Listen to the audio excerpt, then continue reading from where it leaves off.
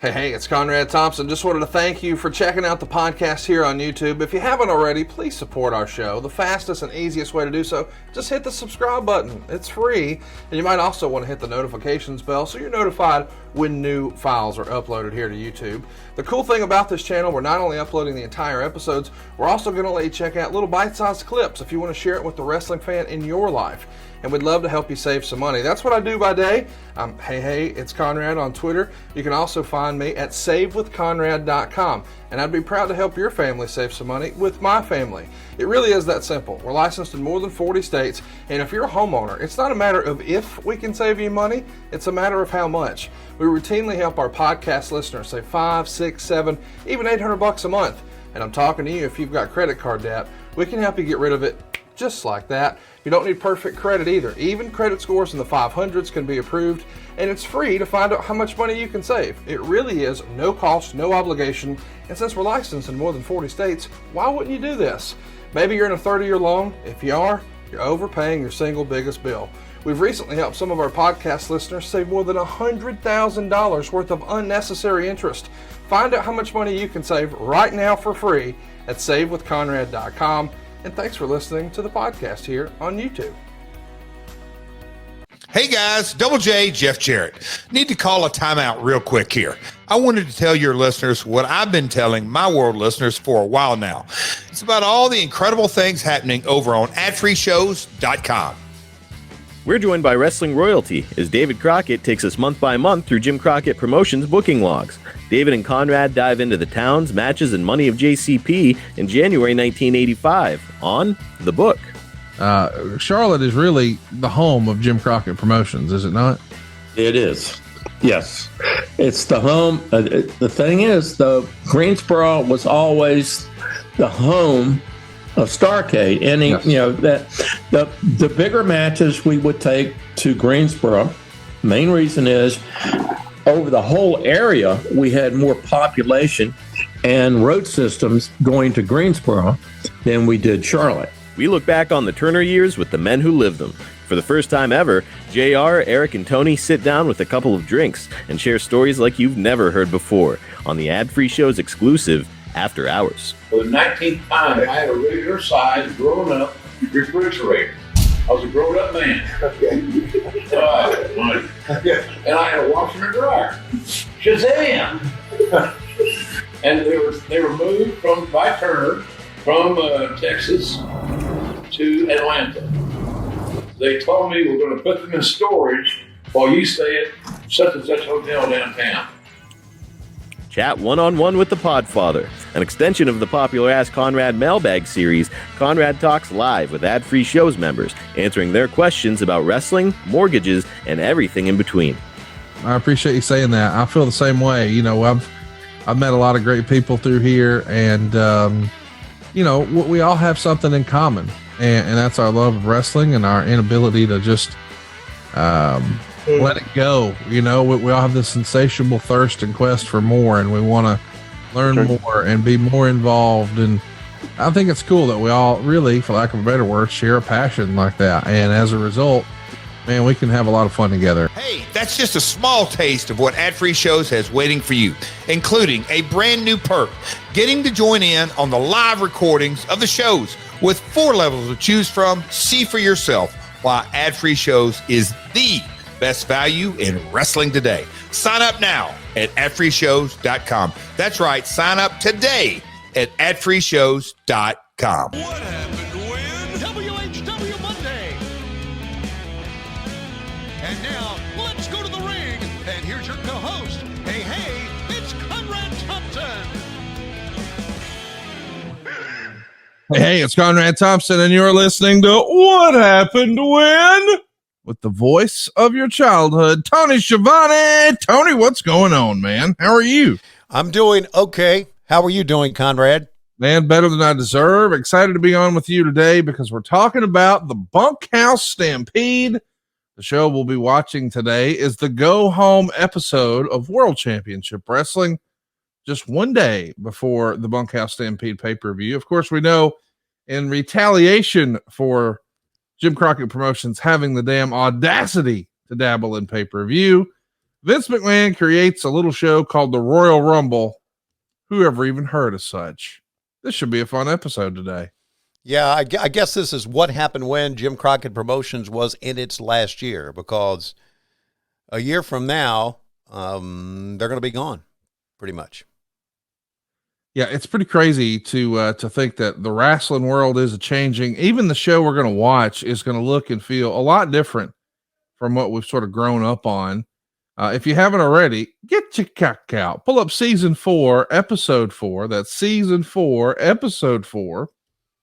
And we're going to watch a special go home edition before the big Bunkhouse Stampede pay-per-view.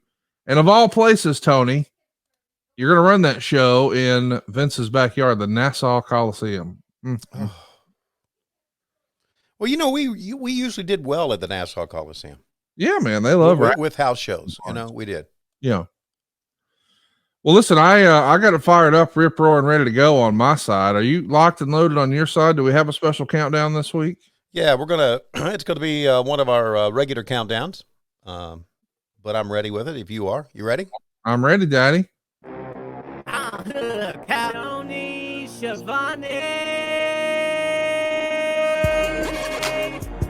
Bringing something real sporty. You a lie, you a lie, you a lie. My spirit animal is Tony Schiavone. Much love to Medusa's coochie, all the way live. Fuck Disco Inferno, eating a sandwich at the Sapphire Shoe Show. You can eat almost anything if only you get past the smell. Roll Tide. If a lake house goose gets loose, Tony shits his pants and runs. No point in debating, no one boils water quite like Mom. 5, 4, 3, 2, 1, 0. Play. Got him up again under the power driver, and the match is going to end. There's the bell. The time's going to expire. The time limit has expired, and Murdoch and the damn Nikita Koloff be right here, but the time limit has expired. We got the Midnight Express in the ring, and they've got Barry with them. As Dusty rolls over Nikita. As Dusty gets to his feet, beautiful Bobby in the corner, sweet Stan comes with that karate kick.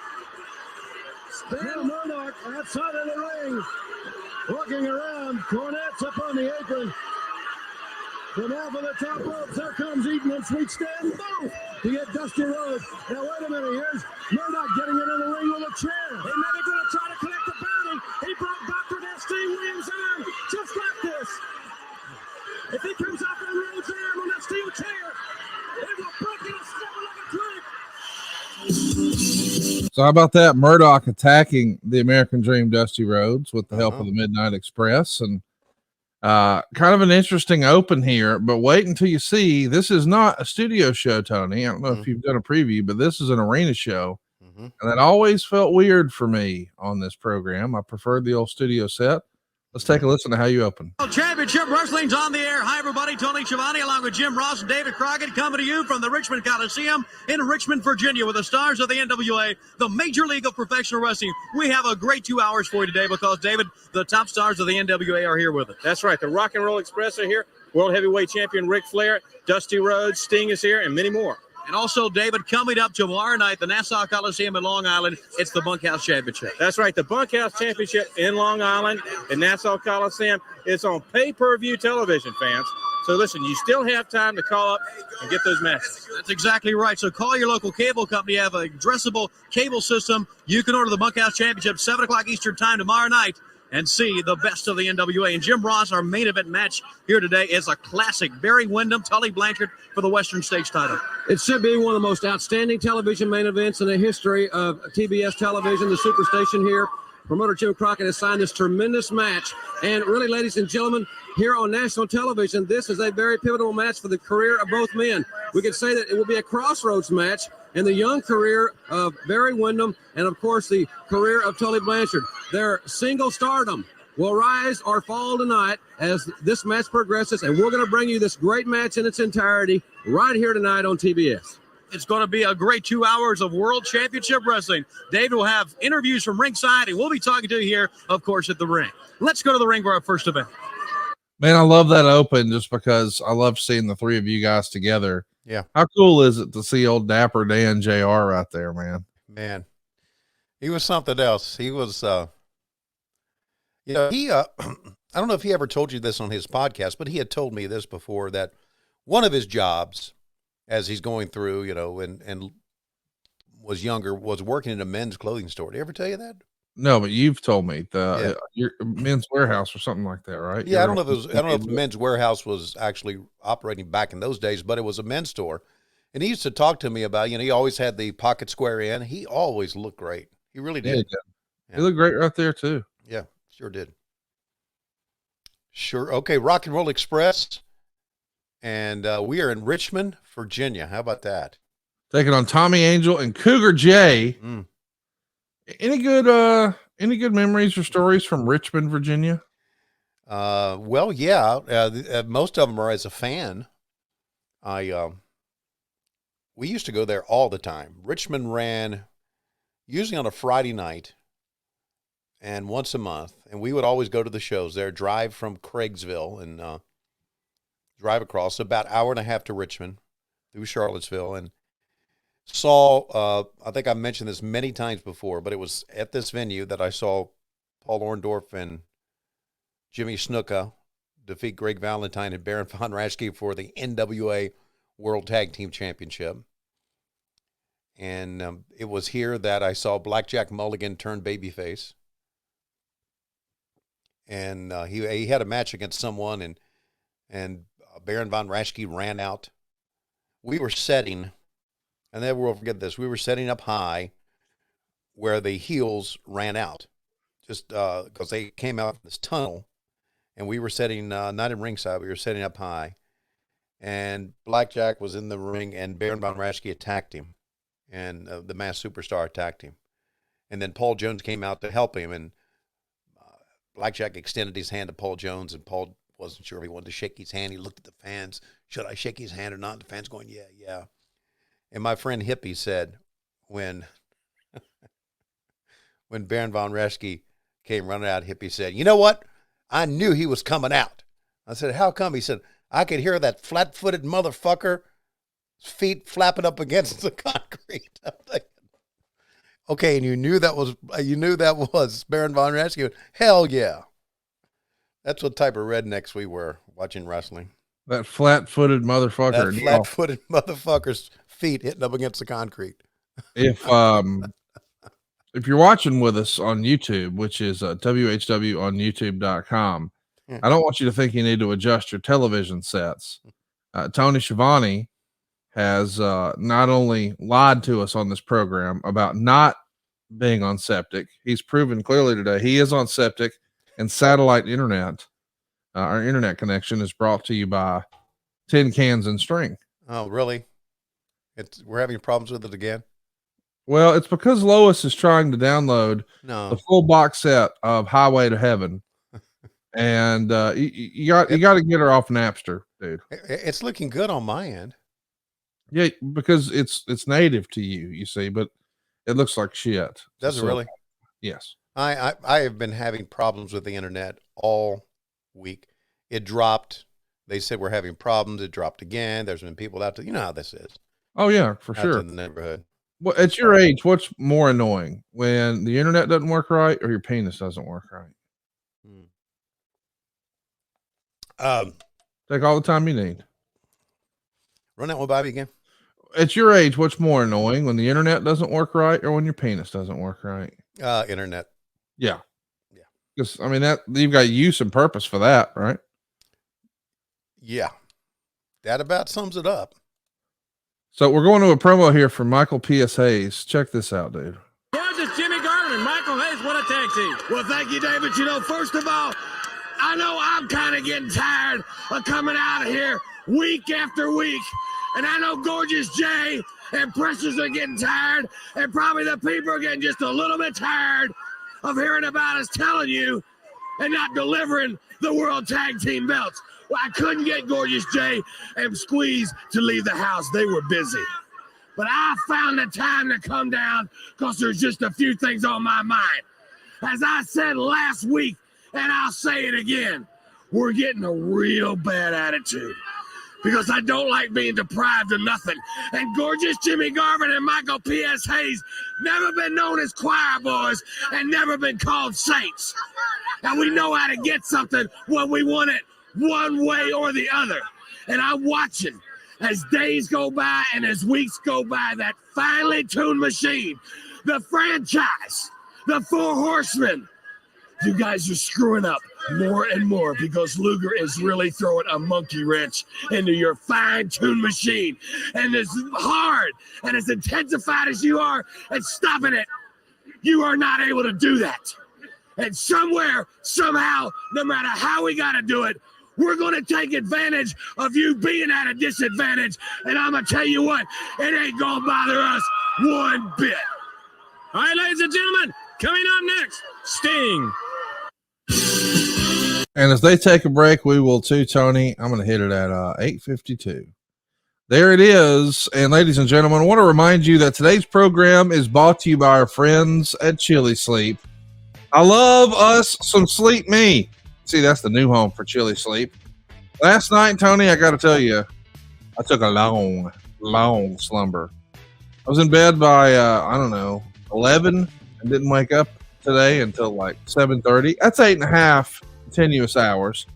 No fussing with the covers, no fighting with the pillows, no trying to kick a leg out from underneath the comforter. Didn't have to crank down the AC, didn't have to turn up the fan. I've got the ultimate sleep machine. I call it the Ooler. They also make the Cube and the Doc Pro sleep system. These are all water-based, temperature-controlled mattress toppers that fit over your existing mattress to provide you your ideal sleep temperature. Now, my ideal sleep temperature is about 60 degrees. My wife thinks that is way too damn cold. So she gets in a warm bed on her side, and then it cools her down so she doesn't get all hot and sweaty as she sleeps. But then it warms her up to wake her up. She's got it automatically scheduled through the sleep.me app. It's like, think of it as like a smart thermostat for your bed. How about that? Either way, these mattress pads keep your bed at the perfect temperature for deep, cold sleep. See, Sleep Me's systems are designed to help you fall asleep, stay asleep, and give you the confidence and energy to power through your day. Even if it means waking up early and putting on a Lucha Libre poncho that no one even acknowledges or sells, talking to a man through tin cans and string across state lines while an immigrant edits up the music and puts slides up. Either way, this is the real deal. Hey, I want to mention this new Doc Pro sleep system. It has 2 times more cold power than other models. It's whisper quiet. It has a tubeless mattress pad design that allows for 5 times more cooling contact. It's the real deal, Tony. Prior to Chili Sleep, I was sleeping like 6 hours a night. Now I'm having bright, deep, vivid, colorful dreams. I woke up drooling this morning, Tony. It's the great quality sleep you're looking for. If it's evaded you, I can't recommend this enough. And Tony, I think we've got a special offer right now. Right you are, Dream Breath. And here's what we got for you. Head over to sleep.me/WHW to learn more and save 25% off the purchase of any new Doc, Pro, Cube, or Ooler sleep system. This offer is available exclusively for What Happened When listeners and only for a limited time. That's sleep, sleep.me/WHW. Take advantage of our exclusive discounts and wake up refreshed every day. Again, that's sleep.me. And with that, let's get back to our program. We tagged out at 8:52, and they're in a commercial here. So we'll get going again in 3, 2, 1, play.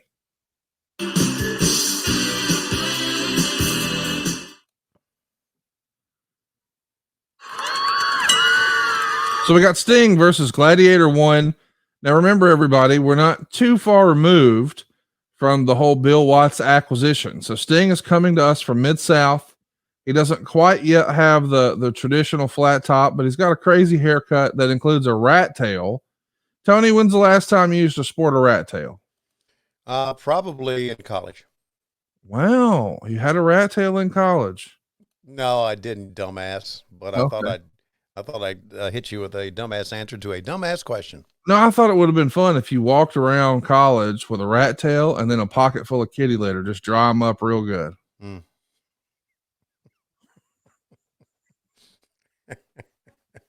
Where do you come up with this shit? And where did you come up with that Lucha Libre sweater? It's not a sweater; it's a poncho. Oh my God, yes, look at that. You're Clint Eastwood. It's the good, the bad, and the ugly. Yeah, this was a Christmas present from Dave Silva Jones. Wow. He got me one and Cassio one, and I think he has one. So that looks I nice. thought, you know what? Let me wear it on one of my wrestling podcasts. Which one am I comfortable looking like an idiot on? I threatened to wear this in public, and my wife threatened to stay home. So yeah. I wore it over to my parents last night to play cards, and when I got out of the car and reached in the back seat to put it on, she just looked at me and tilted her head like, "Are you fucking serious?" And we're just going to see my mom and dad. Mm-hmm. So I can only imagine what the reaction would be if I said, "Hey, you want to run down to the grocery store and find some fun meat for us to grill tonight? Let's go together." And then I put this on. Mm-hmm. She'd be like, "No, I'll go. Just tell me what cut you want. I'll get it." Oh, I think I just figured out what to do to get out of shit in public. Just tell my wife I'm going to wear this. That would work. Dude. Yeah. A home run. Absolutely. Look at that kid with all those pins. So grandma hooked his ass up, and nobody was happier than the guys at the gimmick table. And of course, now we would show you how you could get them for yourself. But back then we had no idea. No. That's exactly right, Tony. I did say that's exactly right, Dave. At the very beginning, and I was like, that might be one of the first exactly rights. And Jim Ross said it was going to be one of the biggest main events in TBS history. He did. So he said that before I did. And you stole that too. Damn it. Yeah, look at Sting. Sting ahead of his time now, doing a lot of talking to the camera and running his mouth. Now they do it all the fucking time. It's cool to see early Sting. Just as a reminder, Sting is not yet a made man. He's still trying to find his spot. I don't mean for this to be disrespectful, somewhere in the middle. Mm-hmm. And here up against WrestleMania coming up in March, this is just January, so we're 2 months away. He's going to wrestle the Nature Boy Ric Flair at the very first Clash of the Champions to a time limit draw. And Sting becomes a made man as a result. Yeah. Yeah, so we are, as you said, we are pre-Big Star Sting. And I think the great thing about Sting was, as a person, when he became a big star, it didn't change him. Now, of course, I don't have that much to base it on, because when I started in wrestling, the guys who wrestled were already big stars, like Flair, right, Wahoo. But Sting is probably one of the few ones that I can recall that I watched become a star as I was in the business. So it was pretty cool to see that. Road Warriors already stars. Nikita had, I guess I saw Nikita become but he became a big time heel, I guess, during my watch as well, if I can call it that. Stinger Splash. Mm-hmm. And the Scorpion right after 1988. And guess what? You're in for a treat. I don't know if you've previewed this show in a while, but we're going to see something pretty special happen. Look at Sting. Something pretty special is going to happen. Tony Schiavone is in the ring with Sting, ladies and gentlemen. Oh, my God. That back, we're going to Sting. It's called Tony Schiavone in the ring. Let's go up now to Tony Schiavone in the ring with Sting. Okay, Jim Ross, and here he is with another great victory, and a man looking to get his hands on the World Heavyweight title. Here he is, Sting. Nature Boy, come out and play. I'm waiting for you. Come and feel like what it's like to get stung by the stinger. I know you're back there, so come on.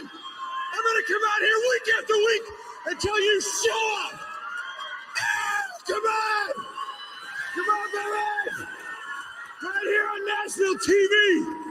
Get out here. Come on. Calling with the world champion, Nature Boy Ric Flair, second time now that you have made the challenge to him right here on Nature Boy TV. Well, you see, I feel the electricity flowing through me from everybody right here. It sends shivers up and down my spine. Think about it, Ricky, baby. A man full of confidence and ability, Sting, and we're coming back right after this timeout. So there you go, man. I think that might actually be the first time you ever did an in-ring promo, Sting. It was. I had done them in the studio, but they were different than climbing in the ring. Yes. I'm trying to remember when it was the first time that I went, it's Sting. It had to be back when he was the Crow. That's what had it, when he would appear in the, up in the balcony or high above. Or maybe the first time I said, it's Sting, was when he first came out in AEW. I don't know. This television taping was done in Richmond, Virginia on January 15th, 1988. And there's 6,000 folks here. Mm. Oh, I hear Lois. Yeah, she's telling the dog not to chew on something. Oh. We got this new puppy that loves to chew on everything. So it's ruining everybody's lives. She's tough, man. Oh, you know what? I feel like we'd be remiss as we talk over a Warlord and Barbarian match here. Mm-hmm. If I didn't go ahead and congratulate you on maybe the best football week ever. Mm. We had that unbelievable finish against the Jaguar, where the Jaguars put out the Titans, and then we turned right around, and the Georgia Bulldogs just embarrass TCU and humiliate the people who decide who goes into the playoffs. My goodness. Oof, what an embarrassment. Well, but then we saw an incredible finish again in Jacksonville. Mm-hmm. I think everybody counted them out. Trevor Lawrence had 4 interceptions, 2 almost immediately to start the game. And I thought, well, this is getting ugly in a hurry, especially when it's 27-0. And somehow, some way, you guys managed to put together 31 points and hold the Chargers to a measly 3. What a finish. What a story. The Jags are the comeback kids. This has got to be one of the more exciting football weeks of your life. Tremendous week on many levels. After what Georgia did against Ohio State, and after the Jags were down 27-0, I'm thinking, you know what? They can still come back. I thought that. And when kids see that other teams can come back, it helps kids with their confidence, to stay in the game and quote unquote bring it. So, but yeah, I want to say something about the college football championship. Yeah, that was a big time, to say the least, ass kicking. Oh my God, it was, and you know what? I'm glad it was that way, because I know, Conrad, you got to realize this. You knew the college football committee had set up that Final Four to be Ohio State and Michigan in the championship. Yes, absolutely. You knew they did that. Yes. So, so this is a big to them, middle finger to them. Please. And ESPN's probably involved in that as well. It's my favorite thing on the other side of this is Trevor Lawrence tweeting out after the game the old meme of the guy from the high school football game back in the day. Mm-hmm. They had us in the first half, not going to lie.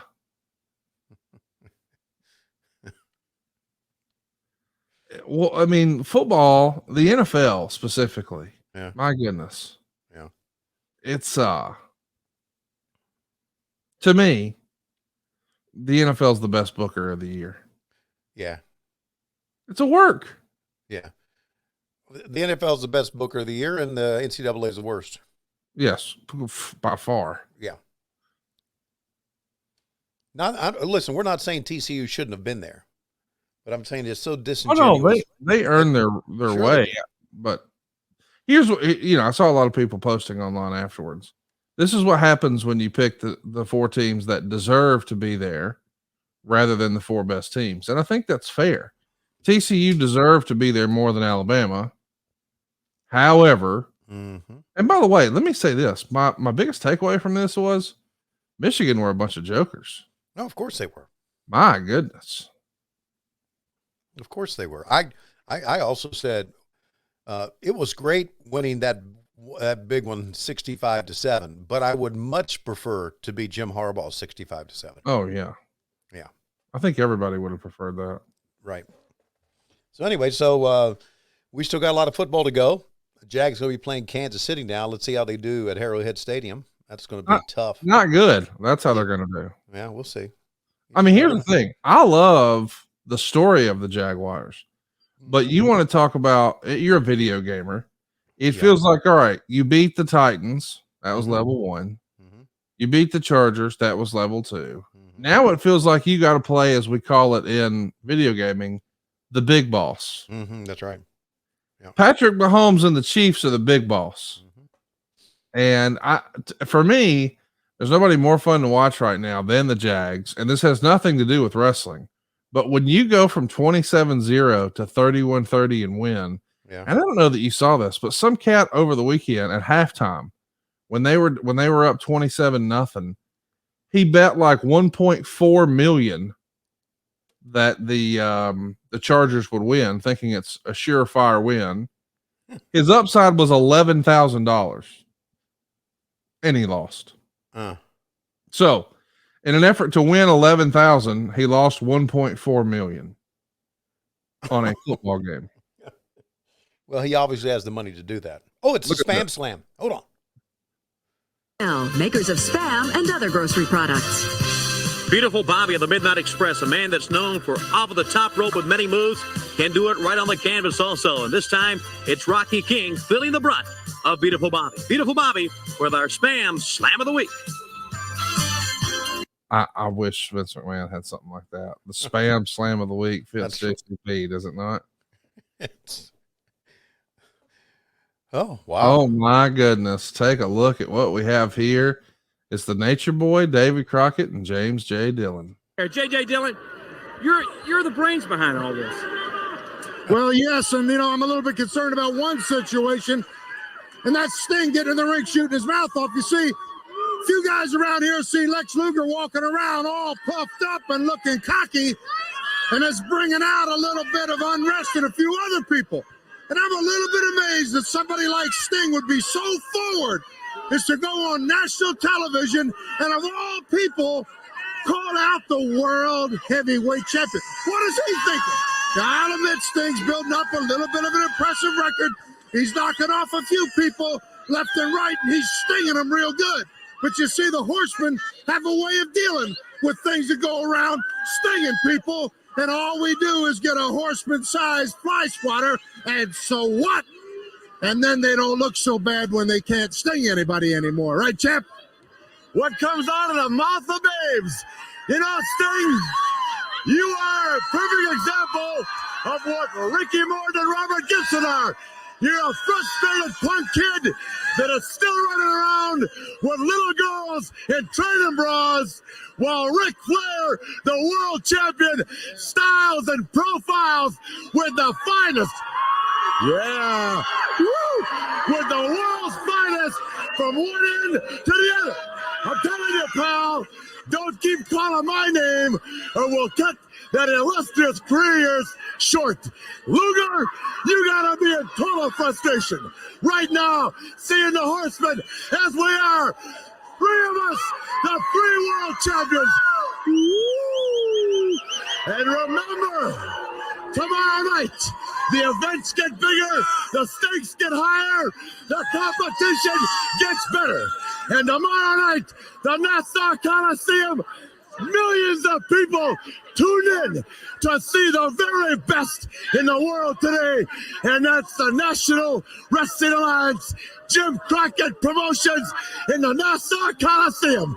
And baby, call up, get that Cablevision lined up, because tomorrow night, Ric Flair is going to beat up Road Warrior Hawk all by myself. Hawk, this is on the line.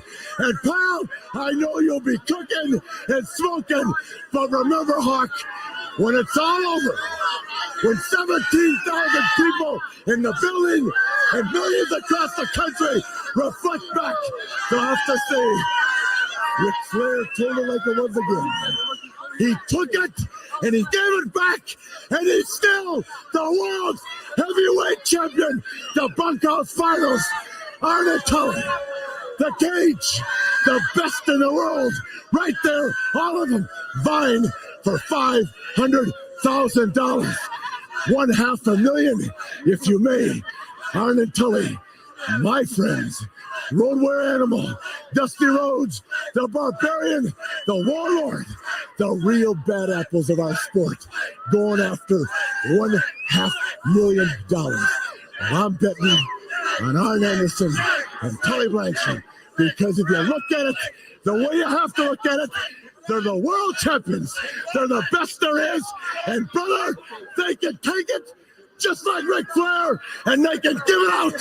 So tomorrow night, New York, get ready, because girls, after it's all over, remember, none of you can ever be first, but there's a whole bunch of you out there that might be next. All right. The world heavyweight champion, Ric Flair and J.J. Dillon. The Sheep Hunters are next, right after this. Well, they'll take a break, and after that promo, I think we should too. I'm going to hit it at 45, 25, 45. There it is. Boy, with the Bunkhouse Stampede coming up, I feel like all those fellas need a little AG1 in their life. And I know you're starting your day with it every single day. I know you're taking those travel packs with you on the road. Everybody that we've introduced AG1 to is loving it and has made it a part of their regular routine. And maybe you should look into it if you don't think you have enough time to get the vitamins you need, or maybe you're looking for better gut health or more energy. My wife and I started taking it at the start of the pandemic because we wanted to optimize our immune system. And she knew that I didn't really like taking pills or vitamins. And if I was going to do it, it needed to be a supplement that actually tasted great. And this checked all the boxes. Now, what is this stuff? Well, with one delicious scoop of AG1, you're absorbing 75 high-quality vitamins, minerals, whole food source superfoods, probiotics, and adaptogens, all to help you start your day right. This special blend of ingredients supports your gut health, your nervous system, your immune system, your energy, your focus, your recovery, your aging, all of the things. It's also lifestyle friendly. Whether you're trying to eat keto or paleo or vegan or dairy-free or gluten-free. By the way, it has less than 1 gram of sugar, no GMOs, no nasty chemicals, no artificial anything, and it still tastes good. It's also going to support better sleep quality and recovery. It's going to support better mental clarity and alertness. And it costs you like less than $3 a day. So why not take a look? Check out some of these 5-star reviews. You'll see more than 7,000 of them for Athletic Greens. And I think you could be the next one, because right now, Tony, you've got a special offer. It is time to reclaim your health and arm your immune system with convenient daily nutrition. It's just, as Conrad said, 1 scoop in a cup of water every day. That's it. No need for a million different pills and supplements to look out for your health. To make it easy, Athletic Greens are going to give you a free 1-year supply of immune-supporting vitamin D and 5 free travel packs with your first purchase. All you have to do is visit athleticgreens.com/WHW. Again, that is athleticgreens.com/WHW to take ownership over your health and pick up the ultimate daily nutritional insurance. We're at 25:45 here on season 4, episode 4, the go home edition before the Bunkhouse Stampede. Let's get going here in 3, 2, 1, play.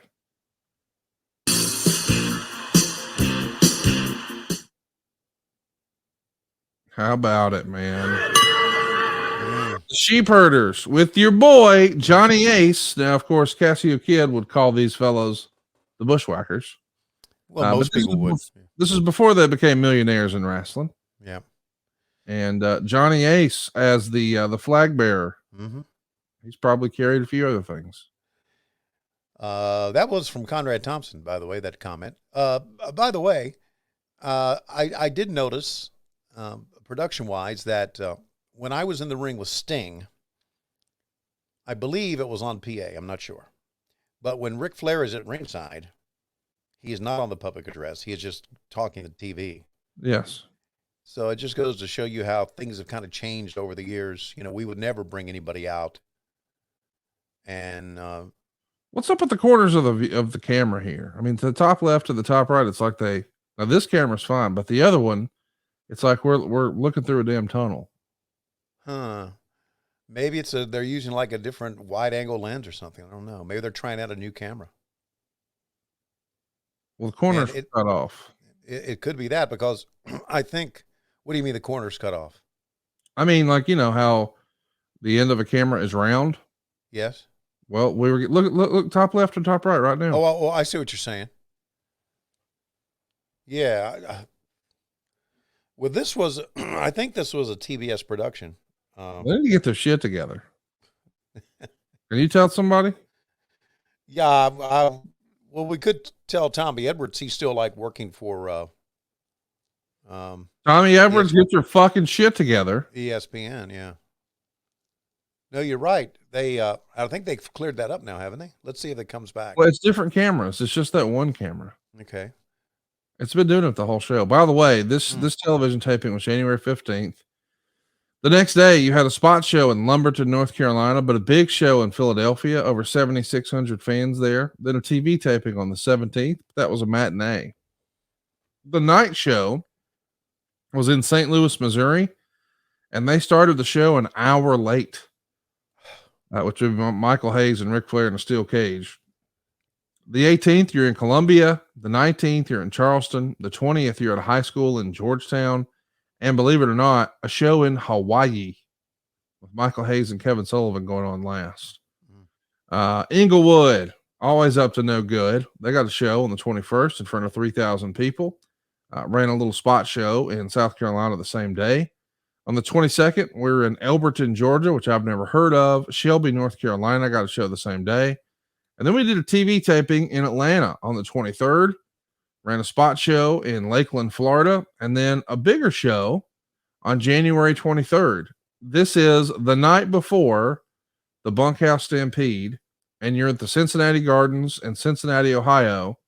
And as a matter of fact, it's pretty notable because Michael Hayes no-shows the event due to a contract dispute and was fired. Now, that is worth pointing out because he's a big part of this program.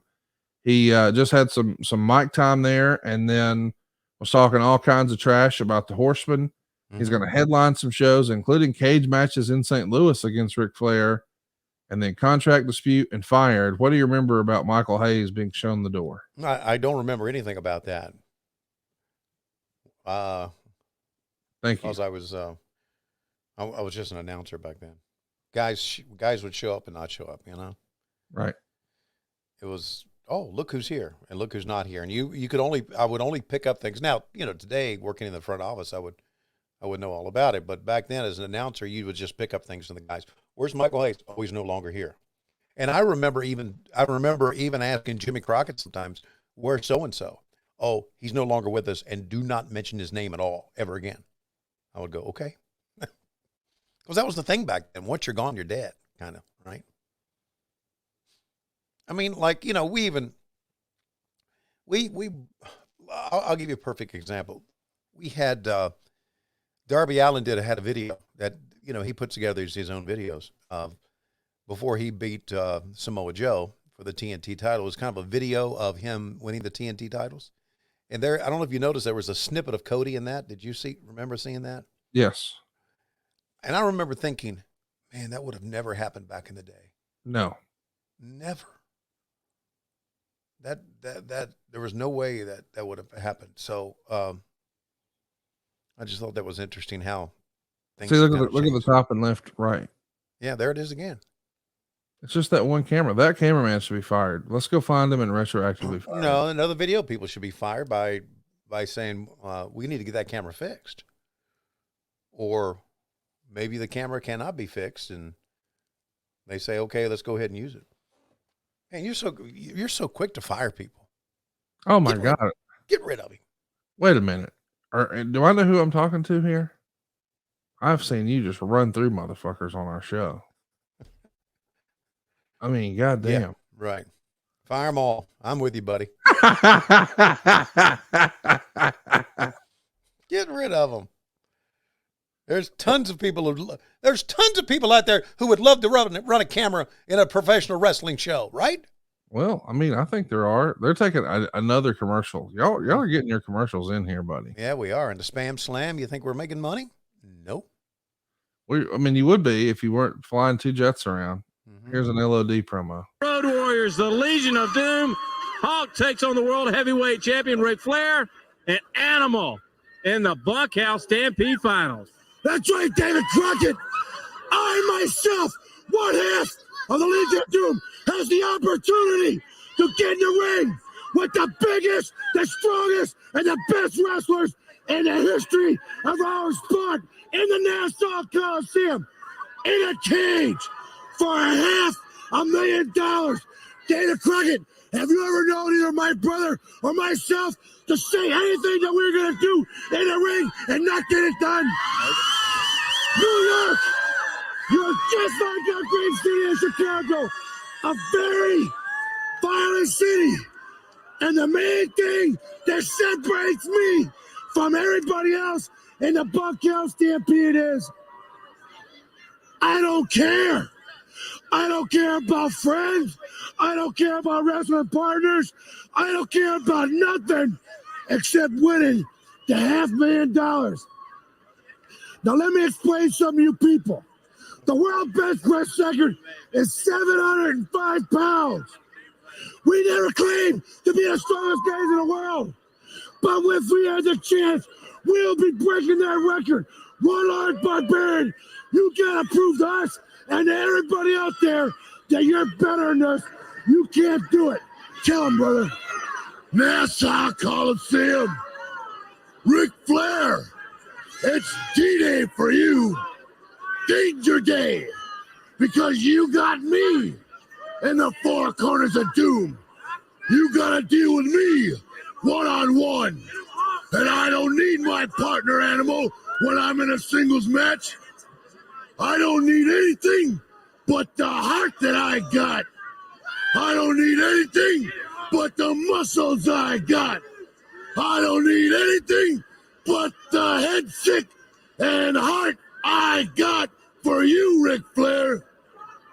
Because you can come out here and tell all these people that you're really dying to get in the ring with me. Matter of fact is, you'll be dying to get out. The difference between you and me, Ric Flair, is if we were to make a bet for $1,000 and I was to lose, I wouldn't pay you. If I was to win the bet, I'd get my money. Ooh, I like that. Oh, they're set. They're ready for it. That's right. They're ready. They've never been more ready in their life. Tomorrow night, New York City, you're going to see the new Road Warriors, the new Legion of Doom. We're going to do what we say we're going to do. Let's go. Remember this tomorrow night, the Nassau Coliseum. Coming up next, Jim Cornette and the family. Yeah, another commercial. Let's take one too, Tony. I'm going to do it when we get to 14. All right. Man, that was a pretty good promo. I got to tell you too. I really enjoyed. I mean, I think he thought it was probably going to be a bigger line, but that whole, if we made a bet for $1,000, I wouldn't pay you if I lost, but if I won, I'd get my money. That made me laugh. It did. That was good. That was well done. Okay. Speaking of money, let's talk to you about a little money. How about Rocket Money?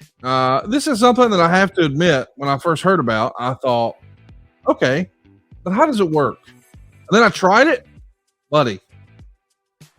Unbelievable. I don't know what else to say. I mean, sincerely, Rocket Money, formerly known as Truebill, is a personal finance app that finds and cancels your unwanted subscriptions, monitors your spending, and helps you lower your bills all in one place. Now, I have to admit, when I first heard about this sponsor, Tony, I thought, well, that's not something I could benefit from. Like, I keep a pretty good eye on that. I don't think I've ever told this story, but I found out through Truebill, which is now Rocket Money, that I was subscribed to DAZN, D-A-Z-N. It's a monthly service that I was paying $29 a month for. I signed up for it more than a year prior in order to watch one fight and forgot to cancel. So that one fight, I spent $360 on, probably more than that, because I just didn't know any better. I kind of signed up and forgot about it. And it turns out like 80% of people have subscriptions they forgot about too. Maybe there's a streaming service you thought you just had to watch one show on, or maybe there's a free trial that you never even used. Well, Rocket Money will quickly and easily identify your subscriptions for you. You can stop paying for the ones you don't want. You simply find the subscription you don't want and you press cancel. And ta-da! Rocket Money will cancel it for you. No more long hold times with customer service or tedious emailing back and forth. Rocket Money makes canceling subscriptions as easy as a click of a button. Over 3 million people have used Rocket Money, saving the average person up to $720 a year.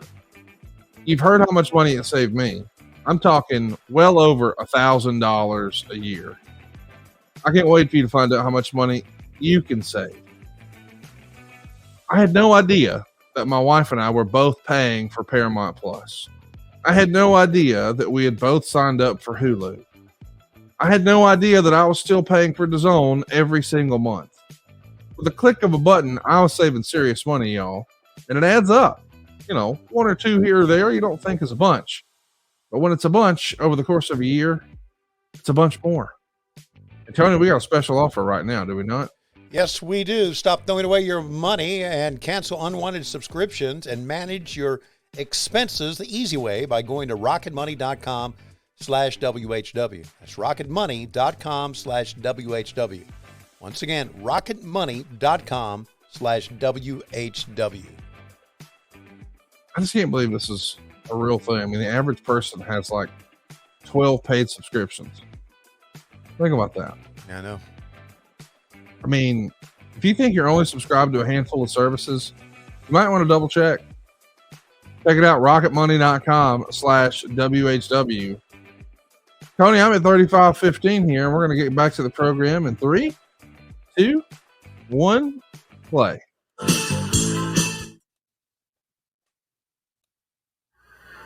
Ladies and gentlemen, the gangster of love, Sweet Stan, and the terror of West Texas, Captain Redneck Dick Murdoch. Woo! Here they are.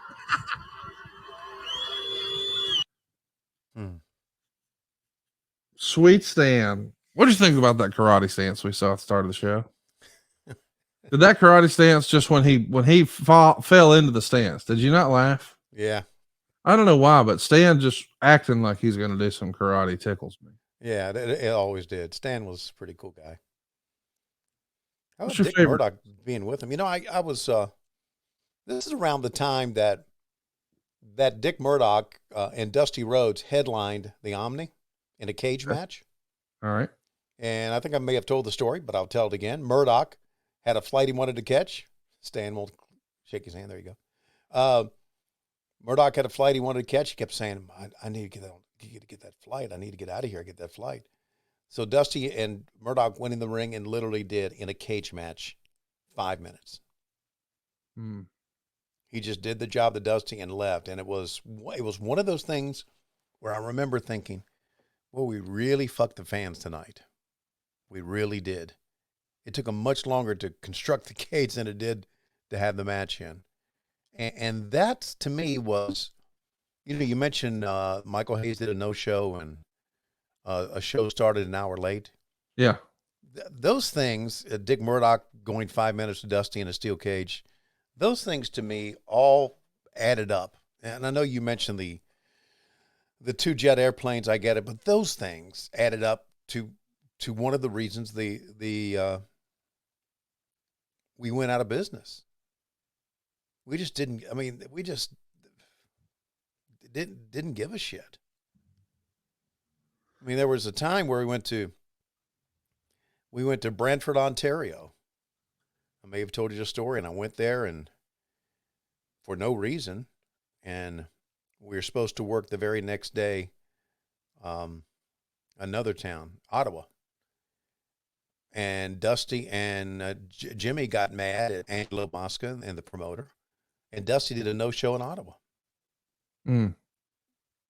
Those no-shows and shit like that killed the promotion. Absolutely killed it. Because if I'm a paying fan and I don't get what I'm not coming back. I'm not. So I think that I don't know if you consider arrogance or you consider maybe we didn't have control of the talent, or maybe that was just, I don't know what you can attribute that to, but it was bad news. You give the people what you advertise. You really do. Or you hope you do. Well, yeah. Well, yeah, you hope you do. And you should. I mean, you can't always guarantee a good match. No. But you should guarantee that who you put on the card is who shows up. How about my hair in the background there? Isn't that a great mullet? You think it's a good one? Yeah, I think it's a good one. My mullet. By the way, the only thing I can find as far as cage matches in the Omni, yeah, Nikita Koloff beat Dick Murdoch for the NWA United States Heavyweight title at the Omni on June 7th, 1987. And I also see where there was a cage match between Dusty and Nikita taking on Dick Murdoch and Ivan Koloff on March 27th, 1987. Did either one of those ring the bell for this? No. I promise you I was the ring announcer. I promise you that happened because I remember how Murdoch was like before the matches and then during the intermission when I went back. So this is on Cage Match? Yes. Yeah, you mean they're wrong? I mean, I don't see it in 1988 at all for on the history of WWE. Okay. So there's two different places that say That you a didn't lie. happen. Okay. You a lie. You a lie. And here's Well, the thing. maybe I totally believe what you're saying. Yeah. I just Maybe think. Go ahead. Maybe it wasn't against Dusty, but it was the cage. It was the final match of the night, the cage match. And I remember, because I remember walking back and Charlie McGowan, who was our bell keeper, our timekeeper, said, "Boy, that fucking sucked." I went, "Yeah." Well, Dick Murdoch gets the his hand raised. Look at Sweet Stan doing a little dance here. Been hanging out with Nature Boy a little bit. Oh boy, man, we are taking this slow motion a long way. Slow motion to tag in. I know. And Dick Murdoch's brainbuster wasn't a good one. No. How about putting the elbow right in him? Mm-hmm. That's a reminder. Hey, next time, hold your leg straight up, kid. Here we go. You want to talk about a promo? Look at this look. It looks like Casio every morning before he starts his radio show. Dick Murdoch, there is a bounty on you, and he wants to collect it. Well, you know, David, all my life, everybody that's tuned in on the television throughout this country, I've seen Dusty Rhodes in wrestling matches. They've seen me in some of the baddest feuds in the history of the wrestling ring. When it comes to mine, Dick Murdoch now wanting to take a bounty out on me and my super partner, Nikita Koloff. I'm not hard to find. But the thing that's on my mind is tomorrow night, $500,000. Ric Flair said it well, the baddest of the bad. The baddest, meanest group of men ever in one ring, one cage, by themselves for $500,000. And there's one thing, Animal, that sets me apart from everybody else. And I'm the booker. I have won 2 of them. I am the baddest of the bad. I am the Bull of the Woods. I am the Bunkhouse Stampede champion. And if you're in California, if you're in Las Vegas, or you're in Sioux City, Iowa, you get your cable systems and you hook it up because you can see it live as it happens. And before going into these things, I knew that this one was going to be harder because I took a wild card berth, if you will, a Minnesota Viking berth, if you will. They say I backed in this year. Well, I backed in, but I'm going to walk out frontwards, Daddy, because in my neighborhood, the whole housing project alone wasn't worth $500,000. My daddy alone, God rest his soul, never made $500,000. And by God, tomorrow night in the Nassau Coliseum, throughout this country, and the National Wrestling Alliance, Dusty Rhodes is going to give you 110% because I am the defending champion. You got to throw me over the top. You got to throw me out the door. before you can call yourself the bull of the woods, the baddest of the bad. And Dusty Rhodes is feeling better than he's ever felt, baby. So no friends, only foes. So everybody look out for their own self. It's going to take a mighty big man to take the title of the Bull of the Woods, the king of the bunkhouse stampede from Dusty Rhodes, the American Dream. And it ain't going to happen in Dick Murdoch. You come for me anytime, day or night.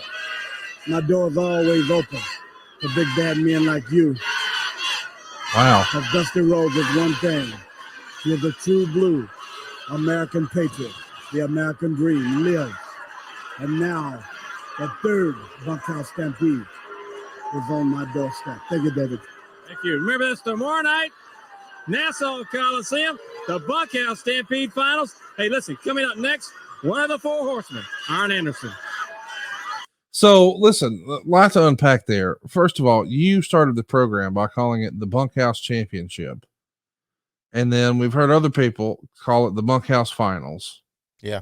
And I guess it's actually the Bunkhouse Stampede. But can you imagine if they got willy-nilly in the WWE with part of a pay-per-view name? Mm-hmm. Instead of WrestleMania, hey, this is WrestleMan. Mm-hmm. Right. I mean, goodness gracious. And then I gotta say, I love me some Dusty Rhodes. I think we've been pretty out front about how much we're both just huge Dusty marks. But I prefer a Dusty promo in the studio as opposed to in front of this crowd. Yeah, I do too. And then, did you hear what the crowd was chanting, dude? No, you reacted to it. I couldn't understand what they were chanting. What are they chanting? An F word for homosexuals, really loud. Really? And I thought to myself, I think sometimes people get online and they talk about how much they hate cancel culture and all that. And that's a debate for another time. But I think we can agree we've made great progress because Lord have mercy, that chant would never happen now. No, it would not. My goodness. I couldn't believe it was so. I mean, I don't know who was climbing in the ring and they're clearly heckling someone. Yeah. And I know, context is king and blah, blah, blah. That was something that was more acceptable there, and that's regrettable, and it shouldn't have been, because now it's just like kind of shocking to hear, like, what are we doing? Yeah.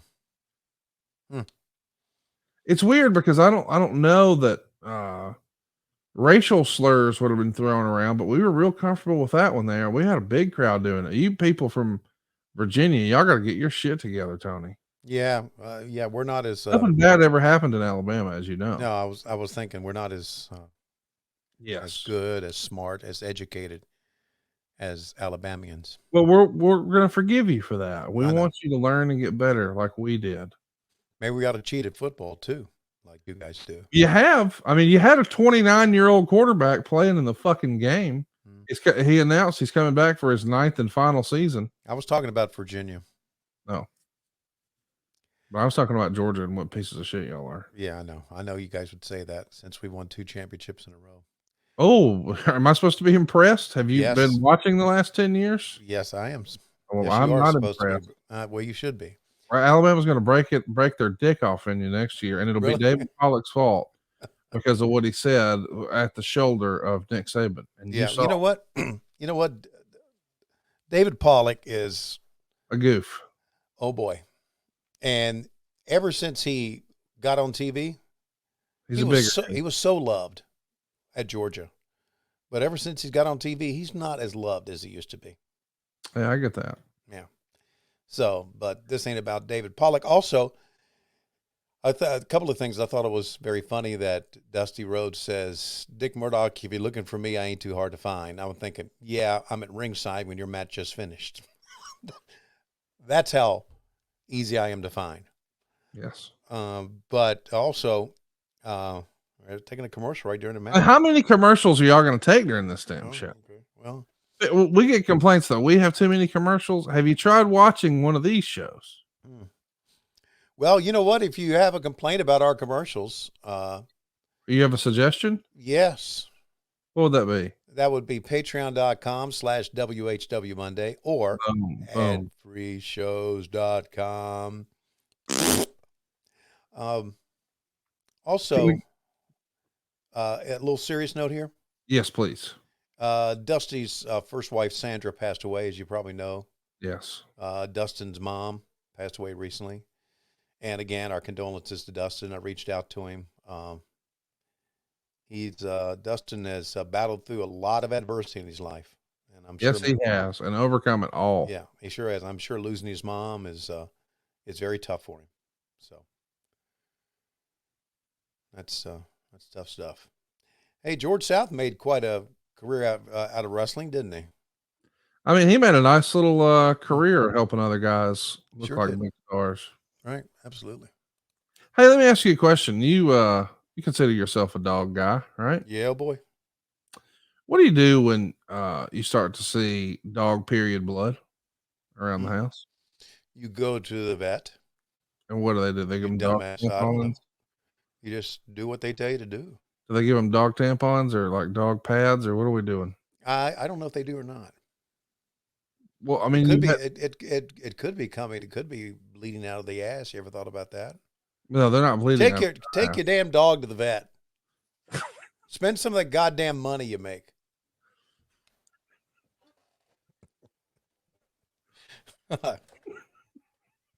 Hell, Bug coughs and we take him to the vet here. Our vet bills are unbelievable.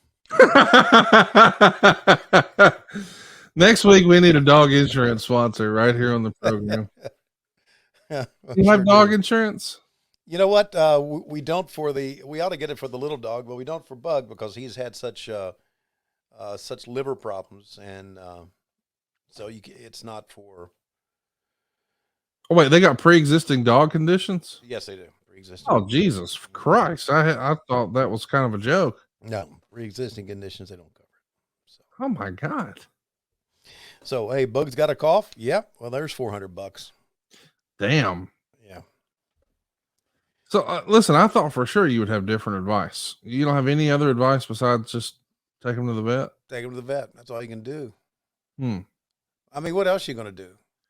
Well, I thought you were going to hit me with the old Price is Right sign off. What's the Price is Right sign off? Get your dog spayed or neutered. Oh. You don't remember him saying that? That would be good. You should have done that right when you got the dog. Wait a minute. What? You're in on that? You want the dog spayed and neutered? Yeah, absolutely. Let's talk about that on the other side of this Arn Anderson promo. Team champions, listen, you've got a team that's outstanding. Well, tell me something that I don't already know.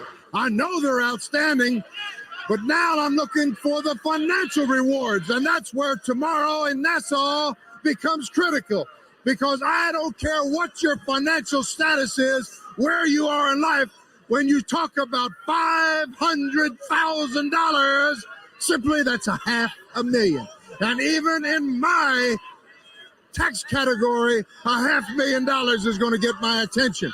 And the Horsemen, one problem we don't have is worrying about how we're going to divide the money, because when you get into figures like that, there's plenty for everybody. Double A tomorrow night. I can't see how we can miss. Well, JJ, your word is gold. But the one thing I want to tell you people, I want to tell you something you already know, David Crockett. Lex Luger is a hell of a man. I'll butt heads with Lex Luger all over this town, all over this country, all over this state. What I find to be true, Luger, is you're a hungry man. You got all the gifts. You got talent. You got desire. You got the guts. You got the body. You got the genetics.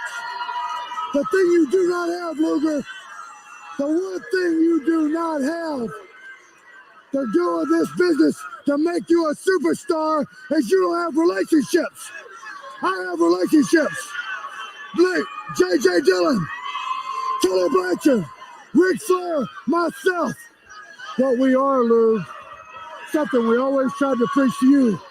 We are no greater than the sum of our parts.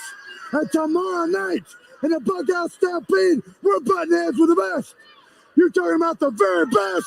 You're talking about Dusty Rhodes. You're talking about Animal. You're talking about the Warlord. You're talking about the Barbarian. You're talking about Tully Blanchard and myself, Luger.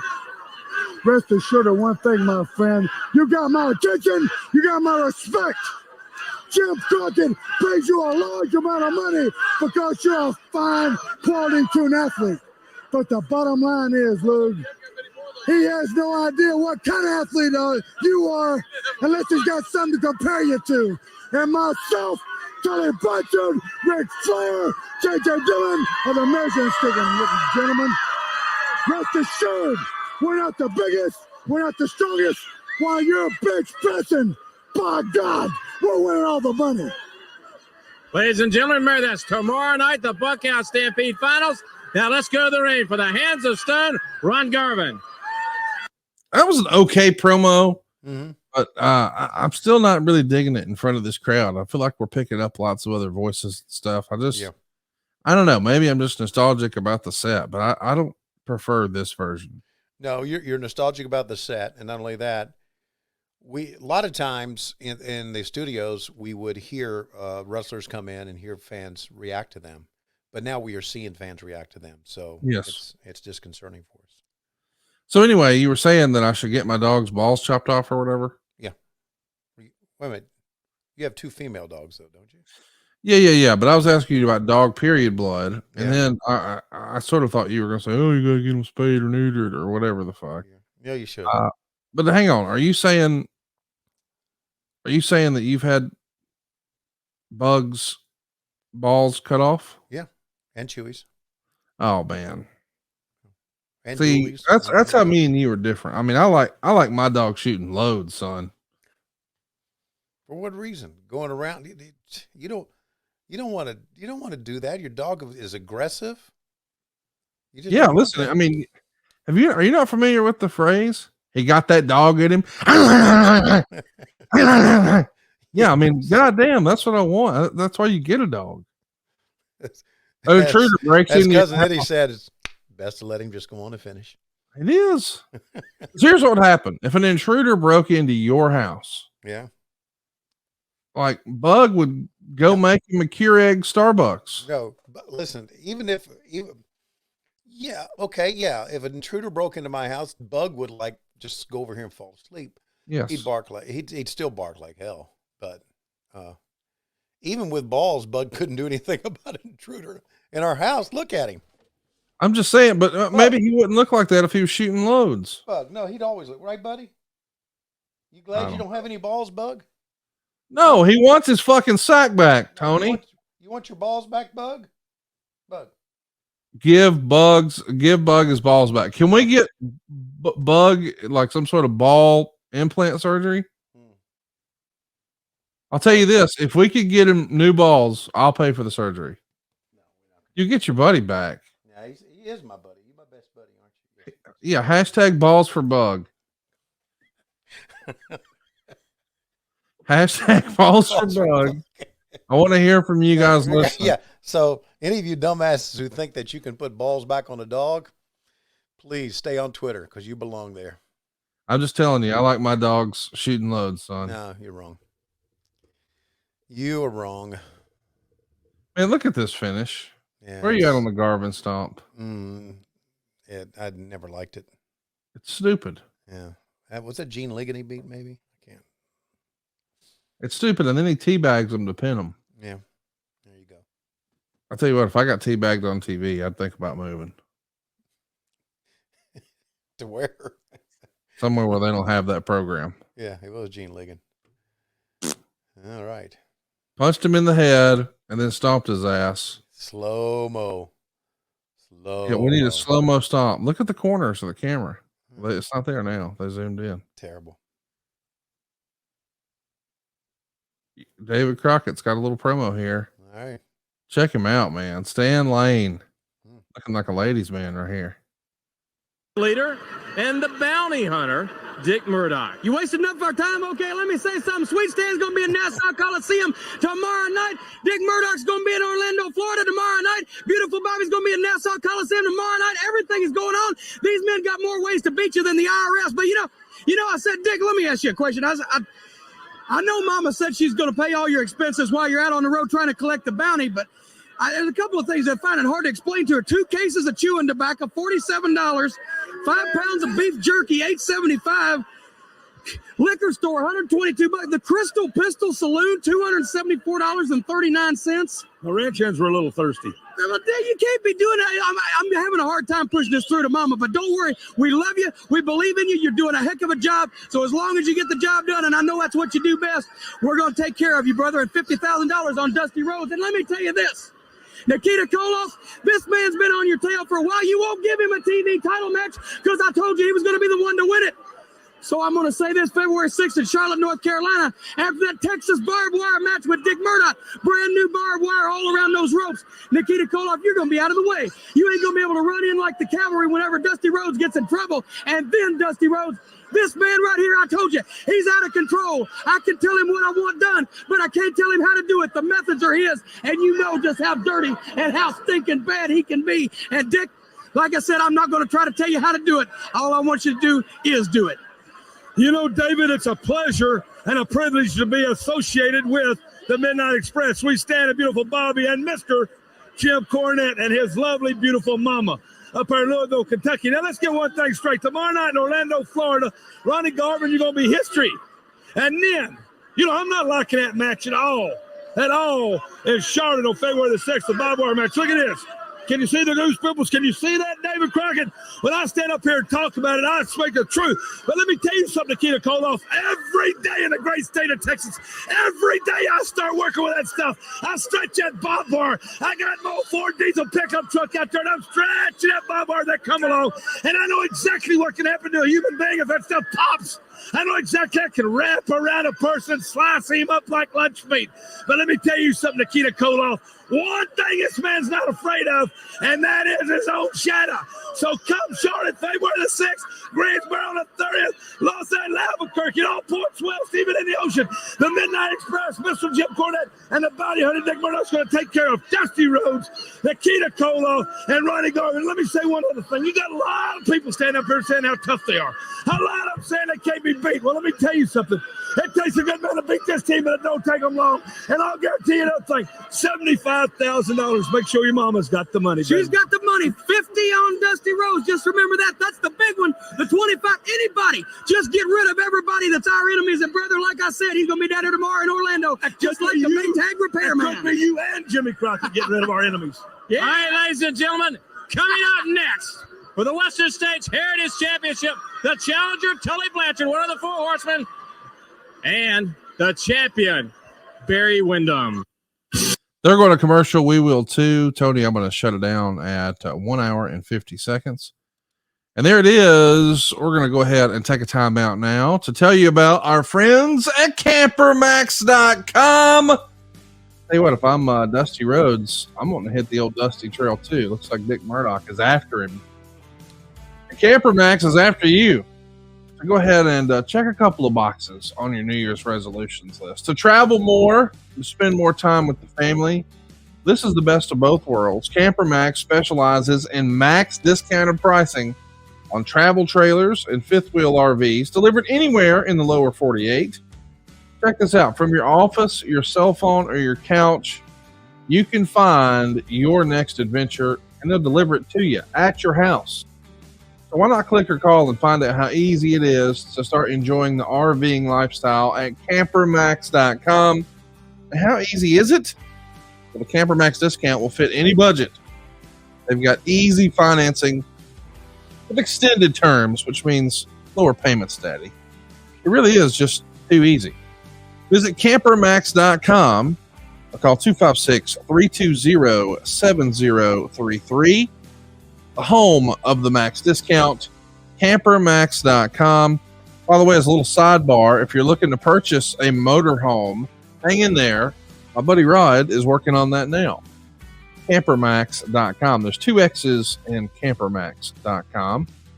And Tony, right now I'm at 1 hour and 50 seconds. So we're going to get back to the program here in 3, 2, 1, play.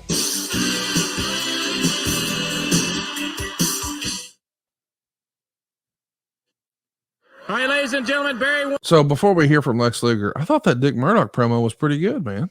Yeah, he was really fired up. You may have told me this and I wasn't paying attention, which I normally do. Right. A lot of things. Where was Beautiful Bobby? I didn't tell you. Okay, where was it? I don't know. I mean, I was 7. Where was he, Tony? You worked there. What the fuck you No, want? I don't. I don't know. I mean, I think it's awfully odd that Bobby's not. Dick Murdoch brought him up in his promo. Well, did you think he was dead? No. Well, he is. He's dead now. He is now, but he wasn't. He wasn't Look at back then. All right. Pretty good ring announcer right there, if you ask me. Really? For the NWA World Tag Team Champions, a member of the Four Horsemen from San Antonio, Texas, 236 pounds, Tully Blanchard. Tully Blanchard is going to be challenging here. He is one half of the tag team champions, but that's what's on the line. 150 pounds, Barry Windham. The Western States Heritage Championship. Of course, we know Barry Windham is going to be a Four Horseman. He is not yet at this point. As a reminder, Lex Luger has been kicked out of the Horseman. Right. I guess that happened the prior month in December. Also, as a reminder, next month, February of '88, we're going to have the main event, not Saturday night's main event, but prime time, the most watched wrestling match of all time, Hulk Hogan and Andre the Giant. Just 1 week after this event we're watching right now, we're getting ready for the Super Bowl. It'll be Super Bowl 22 with the Redskins and the Broncos. And of course, the very next day after this, it's time for not only the Bunkhouse Stampede, but the very first Royal Rumble, not head to head on pay-per-view. The WWF counter programmed the JCP pay-per-view with a new free event that they just gave away on USA Network, and they called it the Royal Rumble. And of course, in retaliation, you guys counter programmed their WrestleMania with your own free special on cable, right? Clash of the Champions. So, although this might be the beginning of the end for JCP, it is an exciting time to be a wrestling fan. No doubt about it. Yeah, it was a good time. And I think by all indications that we did a hell of a job counter programming WrestleMania. Yes. With the Clash of the Champions. And it was the beginning of the Clash of the Champions, as we know. But I don't know how much you may have it listed. I don't know how much of a chunk it took out of Vince that day, but I'm sure it took something out, right? It did. Yeah. I want to mention the show we're watching here today on the 15th. This is actually the first show that Bobby Eaton missed. He was injured. Okay. So Dick Murdoch is in on his behalf. That's what I figured. He's not going to miss much, though, because when you guys go to Hawaii, he starts to magically feel better. And he makes that show, which is good. Yeah, isn't that great? I love how people magically feel better. That's happened throughout the years in pro wrestling. Let's do a few questions here so you don't get yourself in trouble. Brad Stanton wants to know, do you prefer the sheep herders or the bushwhackers?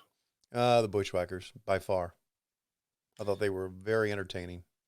And I thought it was one of the better moves by Vince McMahon throughout the years of giving guys a gimmick and the gimmick working. Mike wants to know, why Nassau Coliseum to counter Royal Rumble instead of a regular market? Why do Long Island wrestling fans get such a bad rep? We hate MJF too. Yeah, did they get a bad rep? We always did quite well at the Nassau Coliseum, and yeah, I always thought it was a good place for us. And of course, it was probably one of the few places up there that would let us in back then. I'm sure we would love to run Madison Square Garden, but couldn't. So that's why. We're watching two of the very best. Tully Blanchard made some headlines recently. I guess it's come out that he thinks officially done with wrestling. Oh. Says he might do a few more events like he did in Nashville, but sort of said tongue in cheek, he didn't know how many more last matches Ric Flair was going to have.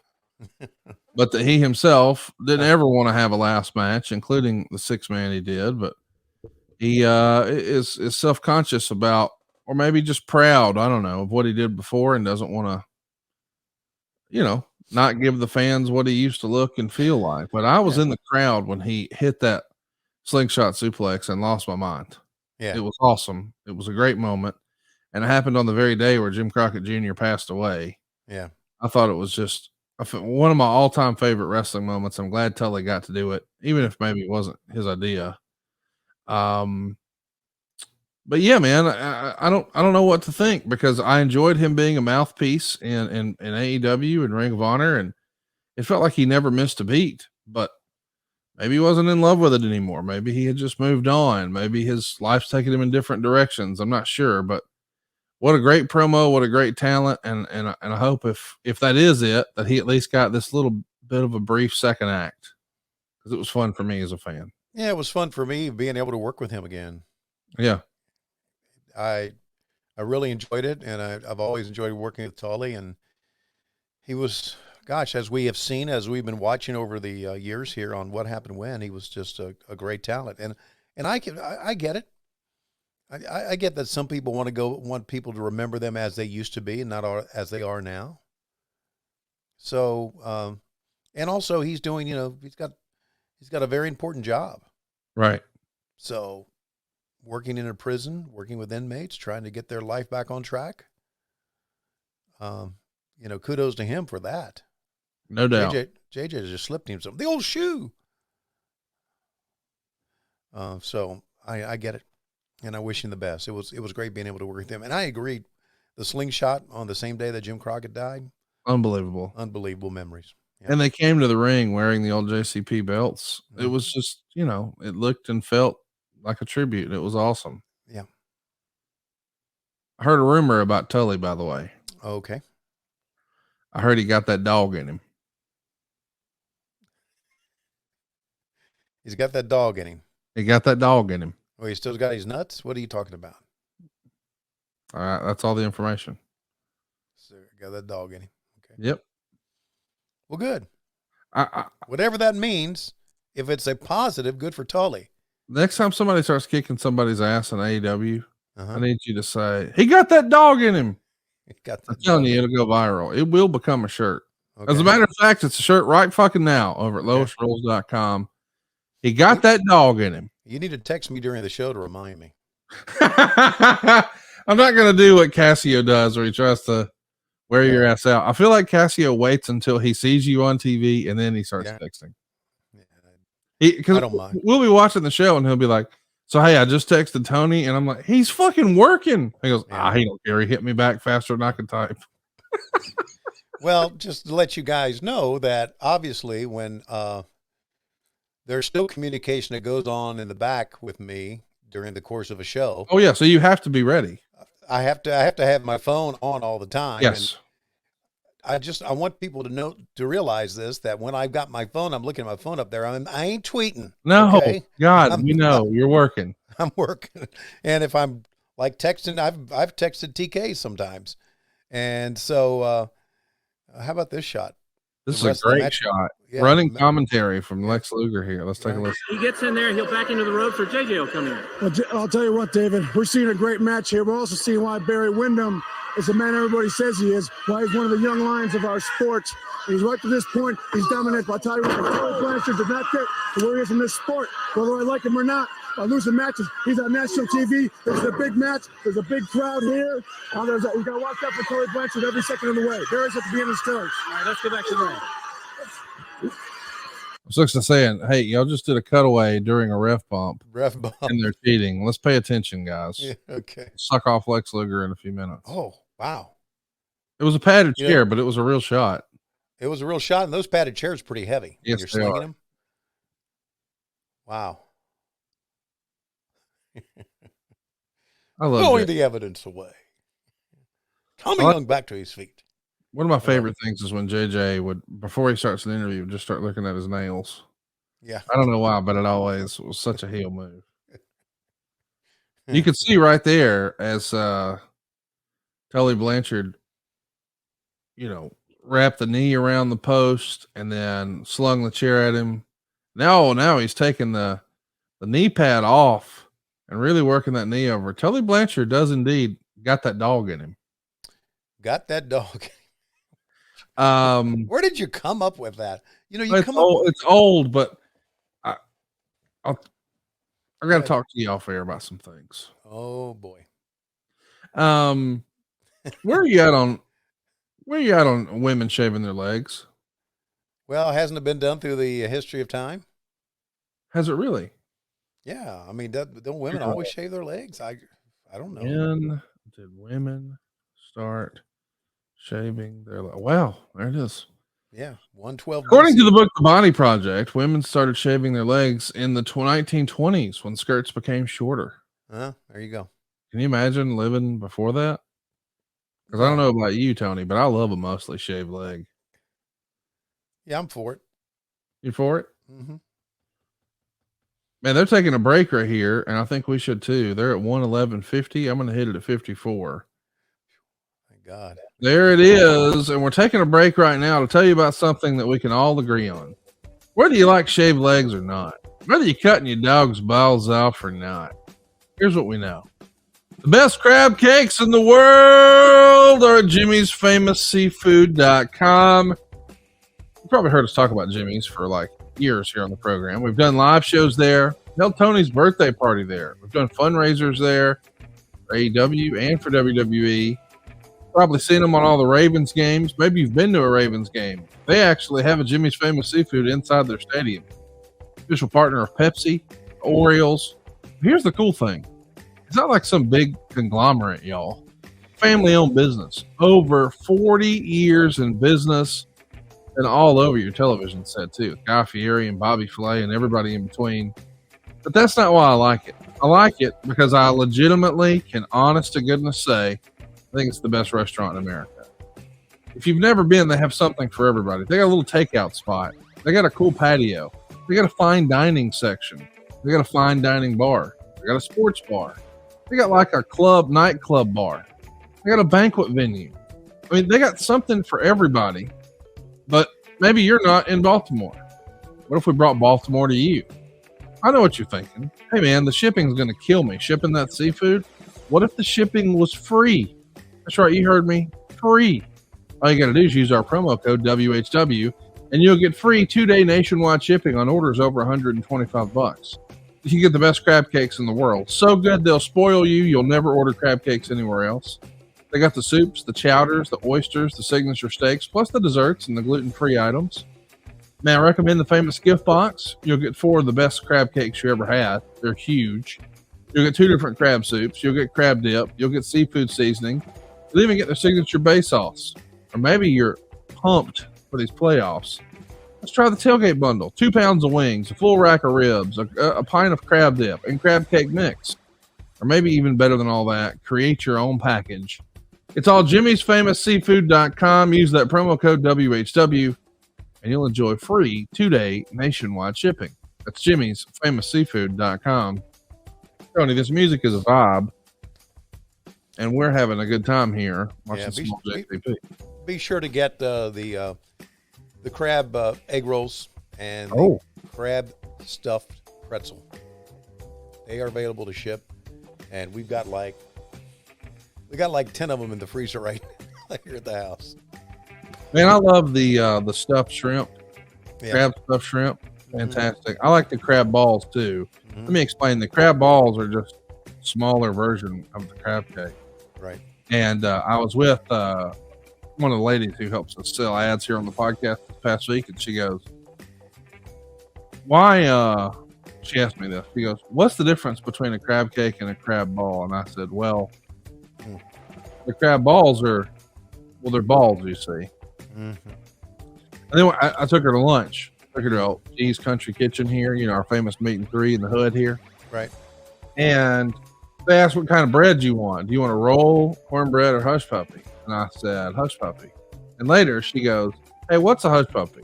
Isn't it cornbread? And I said, yes. She said, what's the difference? And I said, well, you see, the hush puppies are shaped like balls. Anyway, use that promo code WHW. Get free shipping. She had no idea what was going to come out of your mouth. Jimmy'sFamousSeafood.com. Check it out, y'all. Why don't you just go look, see what all the fuss is about. Now let's get back to the program here at 11:54 in 1 hour, 11 minutes and 54 seconds. In 3, 2, 1.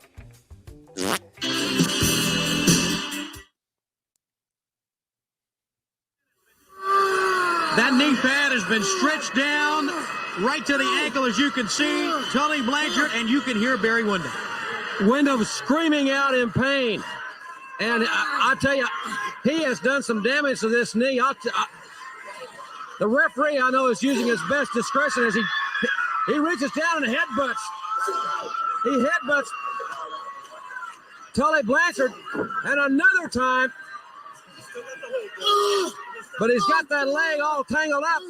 And Dude, this is good stuff. I love hearing JR's call. I love how tight the camera is, and it is old school Horseman stuff. We take a body part and we render it useless, is what Arn used to say. And they're doing that here, man, getting after it. I love how Barry's selling too, man. Yes. I mean, you could tell when we came back, the first thing you hear was Barry screaming, and yes. And just stay with it. Just stay with that body part. Because if you stay with the body part and he comes back, it makes him more of a determined, great babyface athlete. And the more you work on it, the more heat you get. It's just old school stuff. I'm not so sure how it would play today. Are you? Yeah, I think it would work. You think it would work? I mean, I think it's all in the presentation. If we're just talking over it and we're plugging our new trading cards and Twitter and that we're trending and all that, it won't work. Right. But if we're selling like, hey man, this could be a submission move here. Yep. Yeah. I mean, we do try to do that. We a body part, and some guys can really sell. And yes. Yeah, I get that. But Barry doing a great job here. Really. One of the best. Really doing a great job. What were you talking about something? We're talking about balls. Nah, before that. Man, yeah, another picture in picture here. Yeah. I love the shot where you can see the action in the background. Yeah. I think what we were talking about is we wanted to give a congratulations. A great close personal friend of the show, Mr. Dave Silva, has recently been approved for surgery. He spread the good news at Conrad a few weeks ago. There was a lot of debate, and he had to get all the clearance, through the insurance company, and his doctors had to clear him and all that. But it's finally happening. So getting neutered? No, FUPA reduction surgery. A Fruit Loop reduction surgery? I'm sorry. FUPA reduction surgery. FUPA. It's an elective surgery, but he had to get it approved. Okay. And he's pretty excited about it. I don't know that anybody's more excited about it than Mrs. Silva. What is a FUPA reduction surgery? Oh, it's a FUPA, Tony. FUPA. Do you want to throw that in your Google machine? Yeah, I'll throw it in my Google machine. Okay. I'll let you just go ahead and read us what you see there.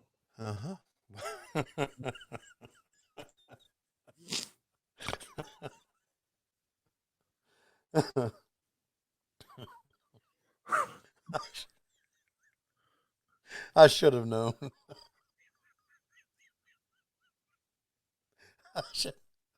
I should have known.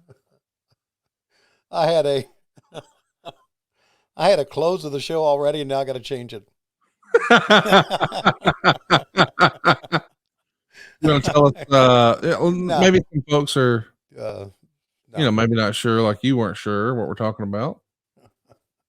You want to go ahead and read something to us? No. No, I don't want to do it. Well, here's the deal. When you gain weight, fat can accumulate all over your body. Yeah.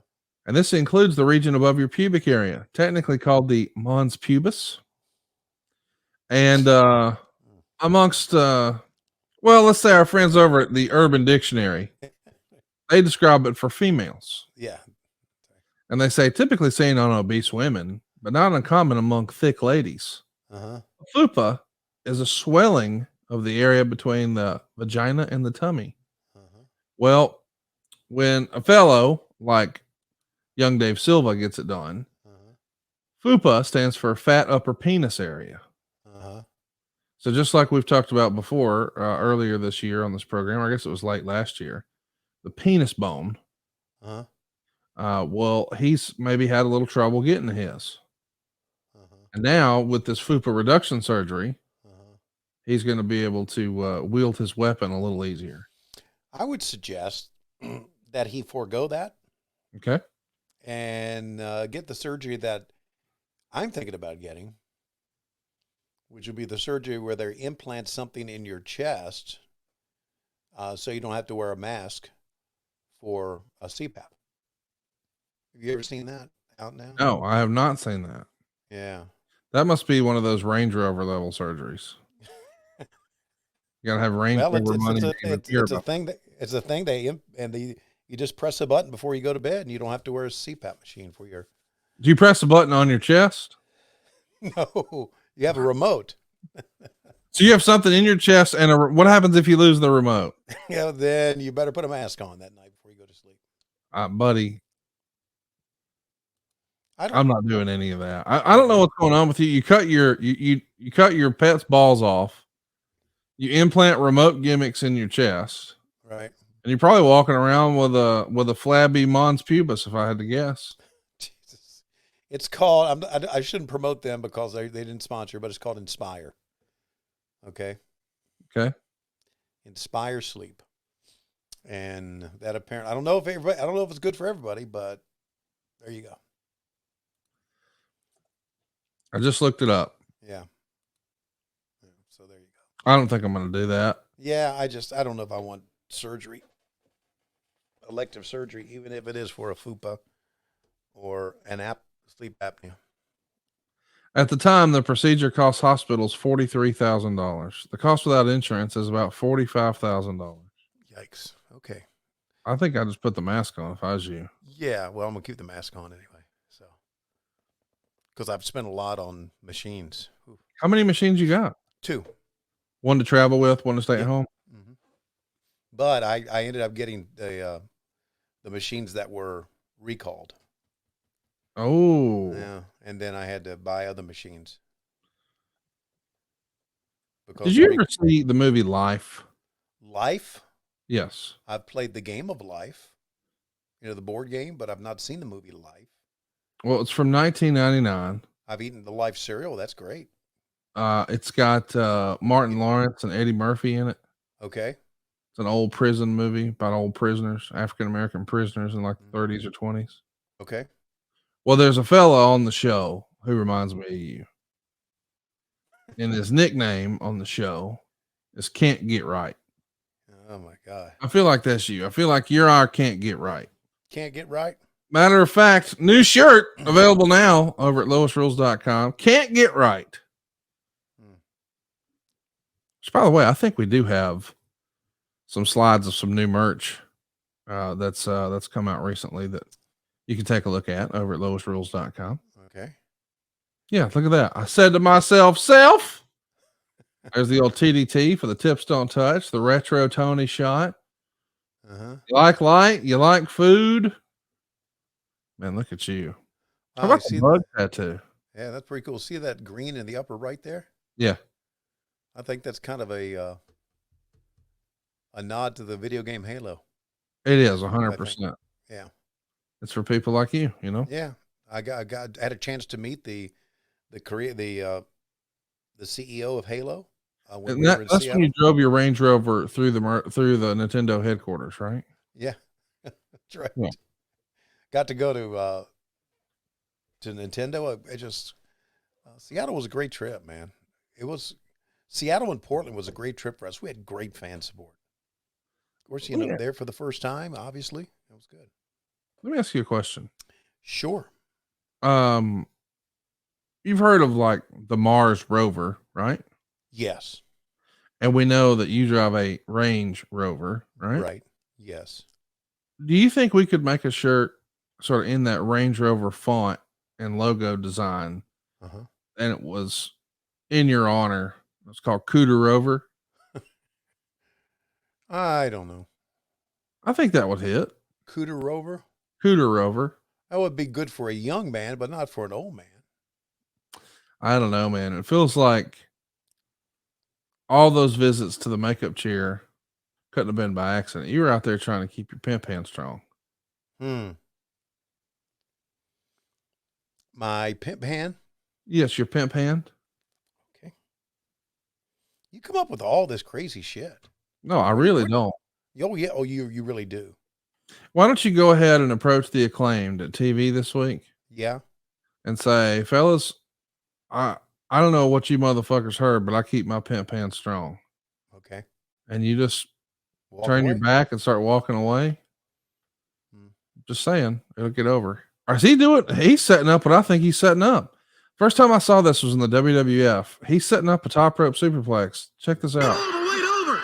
No, he can't do it. Oh man, I got excited. First time I saw that move, Tony, I thought that's the craziest thing I've ever seen. Of course, you saw Hulk Hogan do it to Boss Man off the top of a damn cage. Sure did at Madison Square Garden. Look at Windham, man. Just how he exploded with that running lariat. What happened? JJ rang the bell. Oh, Jesus Christ. JJ rang the bell. We didn't ring it. Tommy, for goodness sake.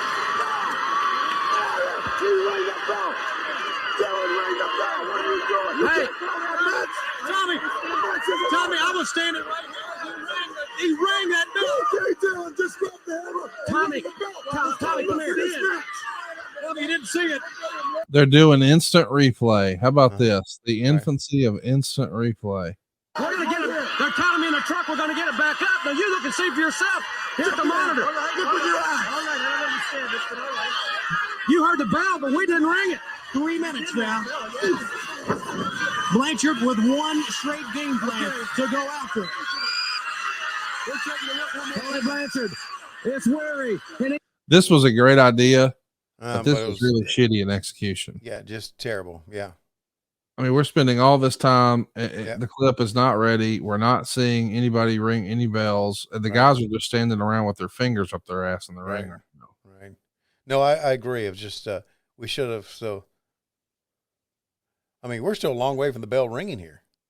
Yeah. I mean, you're watching just several minutes of replay. Imagine the fans watching around the in the arena. They're like, what the fuck is going on? Yeah.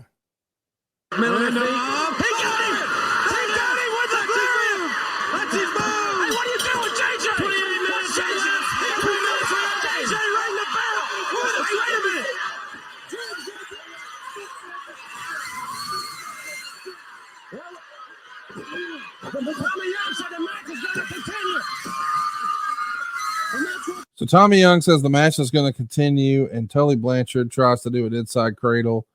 Tommy goes to count 3. Luger stops it, and now it's a Donnybrook. JJ Dillon's in the ring. He just hit Barry Windham with a shoe. Luger and Tully are hooking it up. JJ is going to go ahead and dispense of the referee. Here comes Flair and Arn, and boy, they got the double team, the triple team on Lex Luger.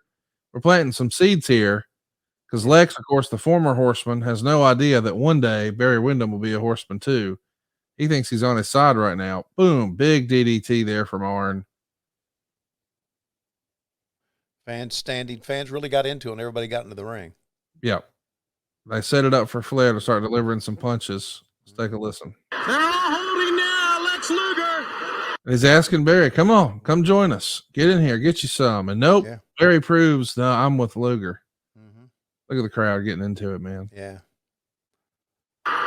Old school JCP crowd. This is pandemonium. There's bodies flying all over the place. And Luger, Barry Windham could have been a horseman, but he said no. This one is a brawl. Here comes Steve. There's this pandemonium. People are standing. Let's get this thing back together.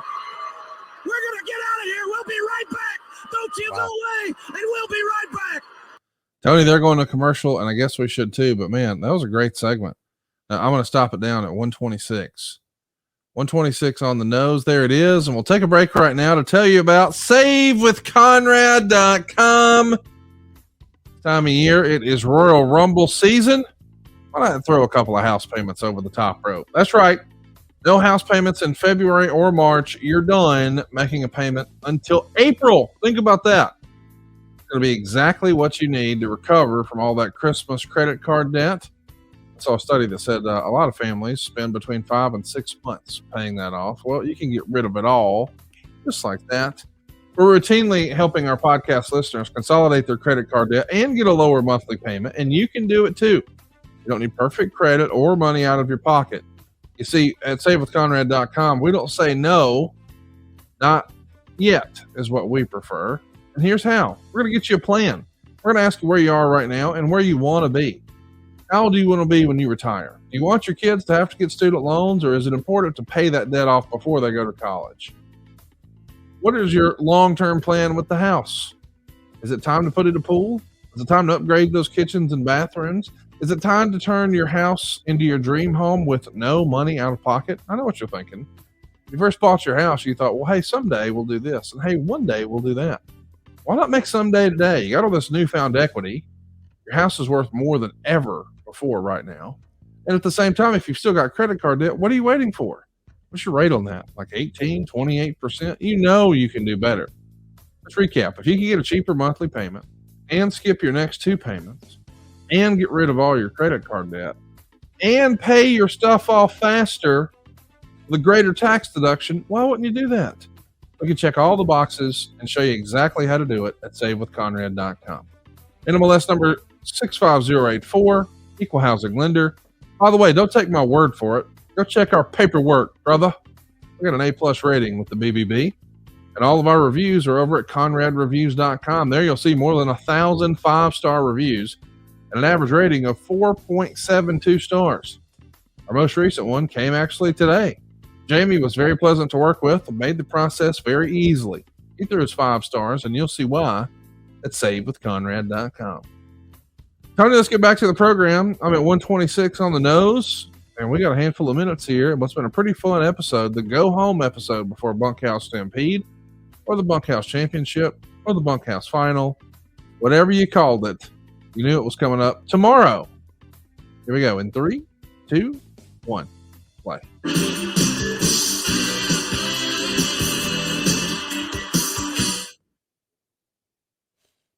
Love JR's commentary at the end. Loved it. It was great going to the commercial. You want to take a look at what happened, Jim Ross? It was nothing but pandemonium here. Barry, no doubt about it, first time ever for instant replay to be used. We're going to let you see what right here. We've got some time left. We want to show you. All right, so what's really happening here for us to show Barry now again? We're doing the replay twice. I don't know, man. Is this just a poorly timed show and we got some extra? Of course it was. Okay. I mean, we've got 6 minutes basically left in the show. Yes. But at least we're showing everybody at home and not really showing the little monitor like we did the last time. Right. Because we should have shown everybody at home, obviously. Okay, so here we go. This is the superplex that you thought would happen and never did. Yes. And again, we're showing a lot of it because we got a lot of time here. It was, obviously you know this, and wrestling fans know this. We didn't have the communication back then that we have now. Right. Referees didn't have an earbud in or an IFB in, so nobody could talk to them. I have a feeling, I may be wrong, but I have a feeling that we still timed it the old way with Gene Anderson back then. Right. Where Gene would walk out. Tommy knew where he would come out. When he would see Gene Anderson, he would tell him to go home. So, we missed the bell ringing. We didn't have a shot of that. No, you did not. Yeah, so there you go. So, we had a shot of that. Now we're showing a replay of Tommy watching a replay. Let's show a replay of that. Yeah, a replay of Tony of Tommy watching a replay is not exactly what we were hoping for. No, this is where the bell, JJ walks over, rings the bell, and you can't even really see him because Tommy had blocked it. So, yeah, that wasn't well done. Hey, I want to remind everybody of something cool we're doing. If you just can't get enough JCP, we recently launched the book with David Crockett. So we have now a member of Wrestling Royalty joining our team over at adfreeshows.com. And the book is where we basically get a hold of his brother Jimmy's old red books, as they call them. And we started with the year 1985, and you'll see J.J. Dillon's handwriting from the geniuson of Dusty Rhodes, but all the details of the business, the date, the town, the venue, the matches, the gate. You get a peek into creative, you get a peek into the economics, and we talk about it and try to add context with David Crockett. We've got little supporting media with it. So old newspaper clippings, old clips, things like that, just to add context and really bring it to life. But the idea that we have these old booking sheets from really the golden age of wrestling, 1985 is something to behold. Yeah. January is out now over at adfreeshows.com. February, I think, is even better. But March, which I will be recording this week, is where you guys get TBS back and the business really takes off. Join us for a fun year at adfreeshows.com. Let's listen to Lex Luger try to take us home here. Start right here with you. I made a mistake.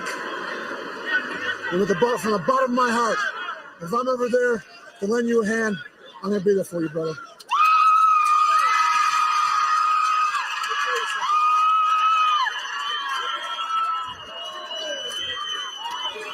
I called you my friend before, and I'll say it again.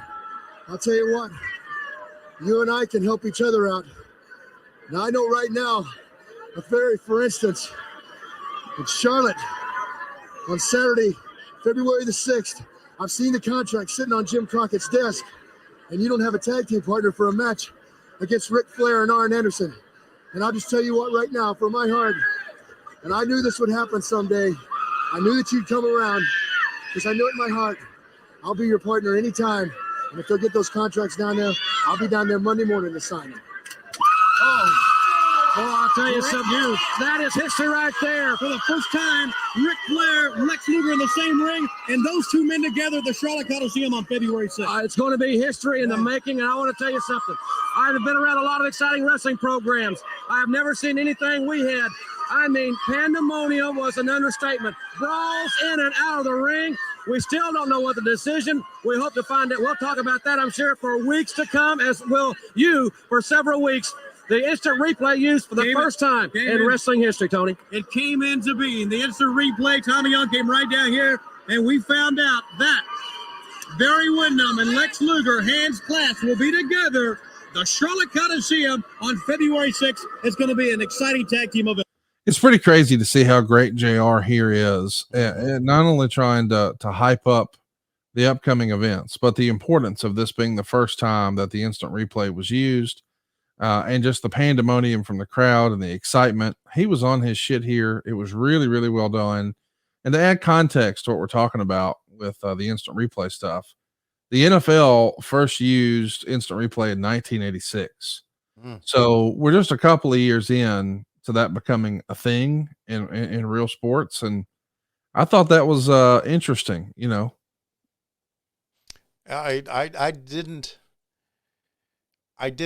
remembered the show going home, but I didn't remember how we used instant replay. Obviously we kind of fumbled through that, but the fact that we used it was pretty cool. It was cool. I mean, I could appreciate the attempt. You know, the idea is excellent. The execution, maybe not all that great. Hopefully you'll enjoy the execution of the book with David Crockett over at adfreeshows.com. We'd love to have your interaction on social. Our show handles on Twitter and Facebook are at WHW Monday. It's at WHW Podcast on Instagram. But the place to be these days is over on YouTube. It's WHW on YouTube.com. That's WHW on YouTube.com. I'm fired up, man. This was a fun show, and I'm ready for next week's show. But before we do, I guess we should pay off something we started last week. You asked me a question, and I promised to give you an answer, but you haven't brought it up this week. Did you remember? Did you forget? Is it Top Guy Weekend? It is indeed Top Guy Weekend. Huntsville, Alabama. Frequently listed as one of the best cities in America, the Rocket City, Huntsville, Alabama, is home to the largest space museum in the world, the U.S. Space and Rocket Center. Huntsville's also been host to many wrestling events over the years, from TNA, WCW, WWE, and most recently, AEW. And this coming June, Huntsville will be the host of Top Guy Weekend. Top Guy Weekend. That's right, the annual get-together for top guys and gals of ad-free shows. This time in the home city of its founder, Conrad Thompson. June 23rd through the 25th, we've got so many great things planned, from surprise special guests, group events, meet and greets, and more exclusive experiences. Top Guy Weekend 2023, Huntsville, Alabama. It'll be out of this world. Top Guy Weekend comes to Alabama this June. And Tony, we've got some tricks up our sleeve, including a little wrestling. How about that? Oh, how about that? We had before there was ad-free shows, there was WHW Monday. We had our low-key big hog event in Huntsville. What year was that, 18? I believe so. Okay. And it was a smaller type event, but 19, yeah. 19. But you know what? When I go back and think about that, we had a great time, didn't we? Fantastic time. Yeah, had we a really did. who's who of little surprise guests, including we got to visit with the late great Tracy Smothers. But no, it was a great time, and we got some tricks up our sleeve and some fun stuff planned. Yeah. So cruise on over to adfreeshows.com, or maybe by now you've gotten an email, but we do have 3 different hotels for you to choose from. Wow. We're going to be taking a little tour to Huntsville this time, and I'm looking forward to it, man. This will be fun. A lot of fun, but I need to ask, Shuli's not going to be around, is he? You want him banned from the premises? Well, I mean, here's the thing. In my head, you know, I'm pretty good friends with the folks at Stand Up Live. Oh. And I happen to be friendly with Corey Ryan Forster, Cassio Kidd, okay, and Shuli. Okay, 1 out of 3 ain't bad. 1 out of 3 ain't bad. And Dave Silva will get to show off his FUPA reduction surgery. That's tremendous. Pretty excited about this, Tony. It's going to be a great summer. It is going to be a great summer. I hope you guys can join us. But we know for sure that you'll be back next week right here on the program, because it's going to be a very special episode. I don't want to give any spoilers here, but stay tuned. But right now, Tony, it looks like it's about that time. Ladies and gentlemen, making his way to the ring is the FUPA champion of the world. That would be Dave Silva, L. Brownsville. He has a mask on, but we know it's Dave. Why? Because he has shaved his legs. Holy shit. And a pack of dogs has run up behind Dave. And, oh, my God, fans, here's another reason to spay or neuter your dogs. We're desperately out of time. And so it's the FUPA champion of the world. We'll see you next week on What Happened When. We come to you Wednesdays on Cumulus and Westwood One. But Mondays, we come to you ad-free on Patreon, patreon.com/WHW Monday. And of course, adfreeshows.com. He got that dog in him. Oh, hood.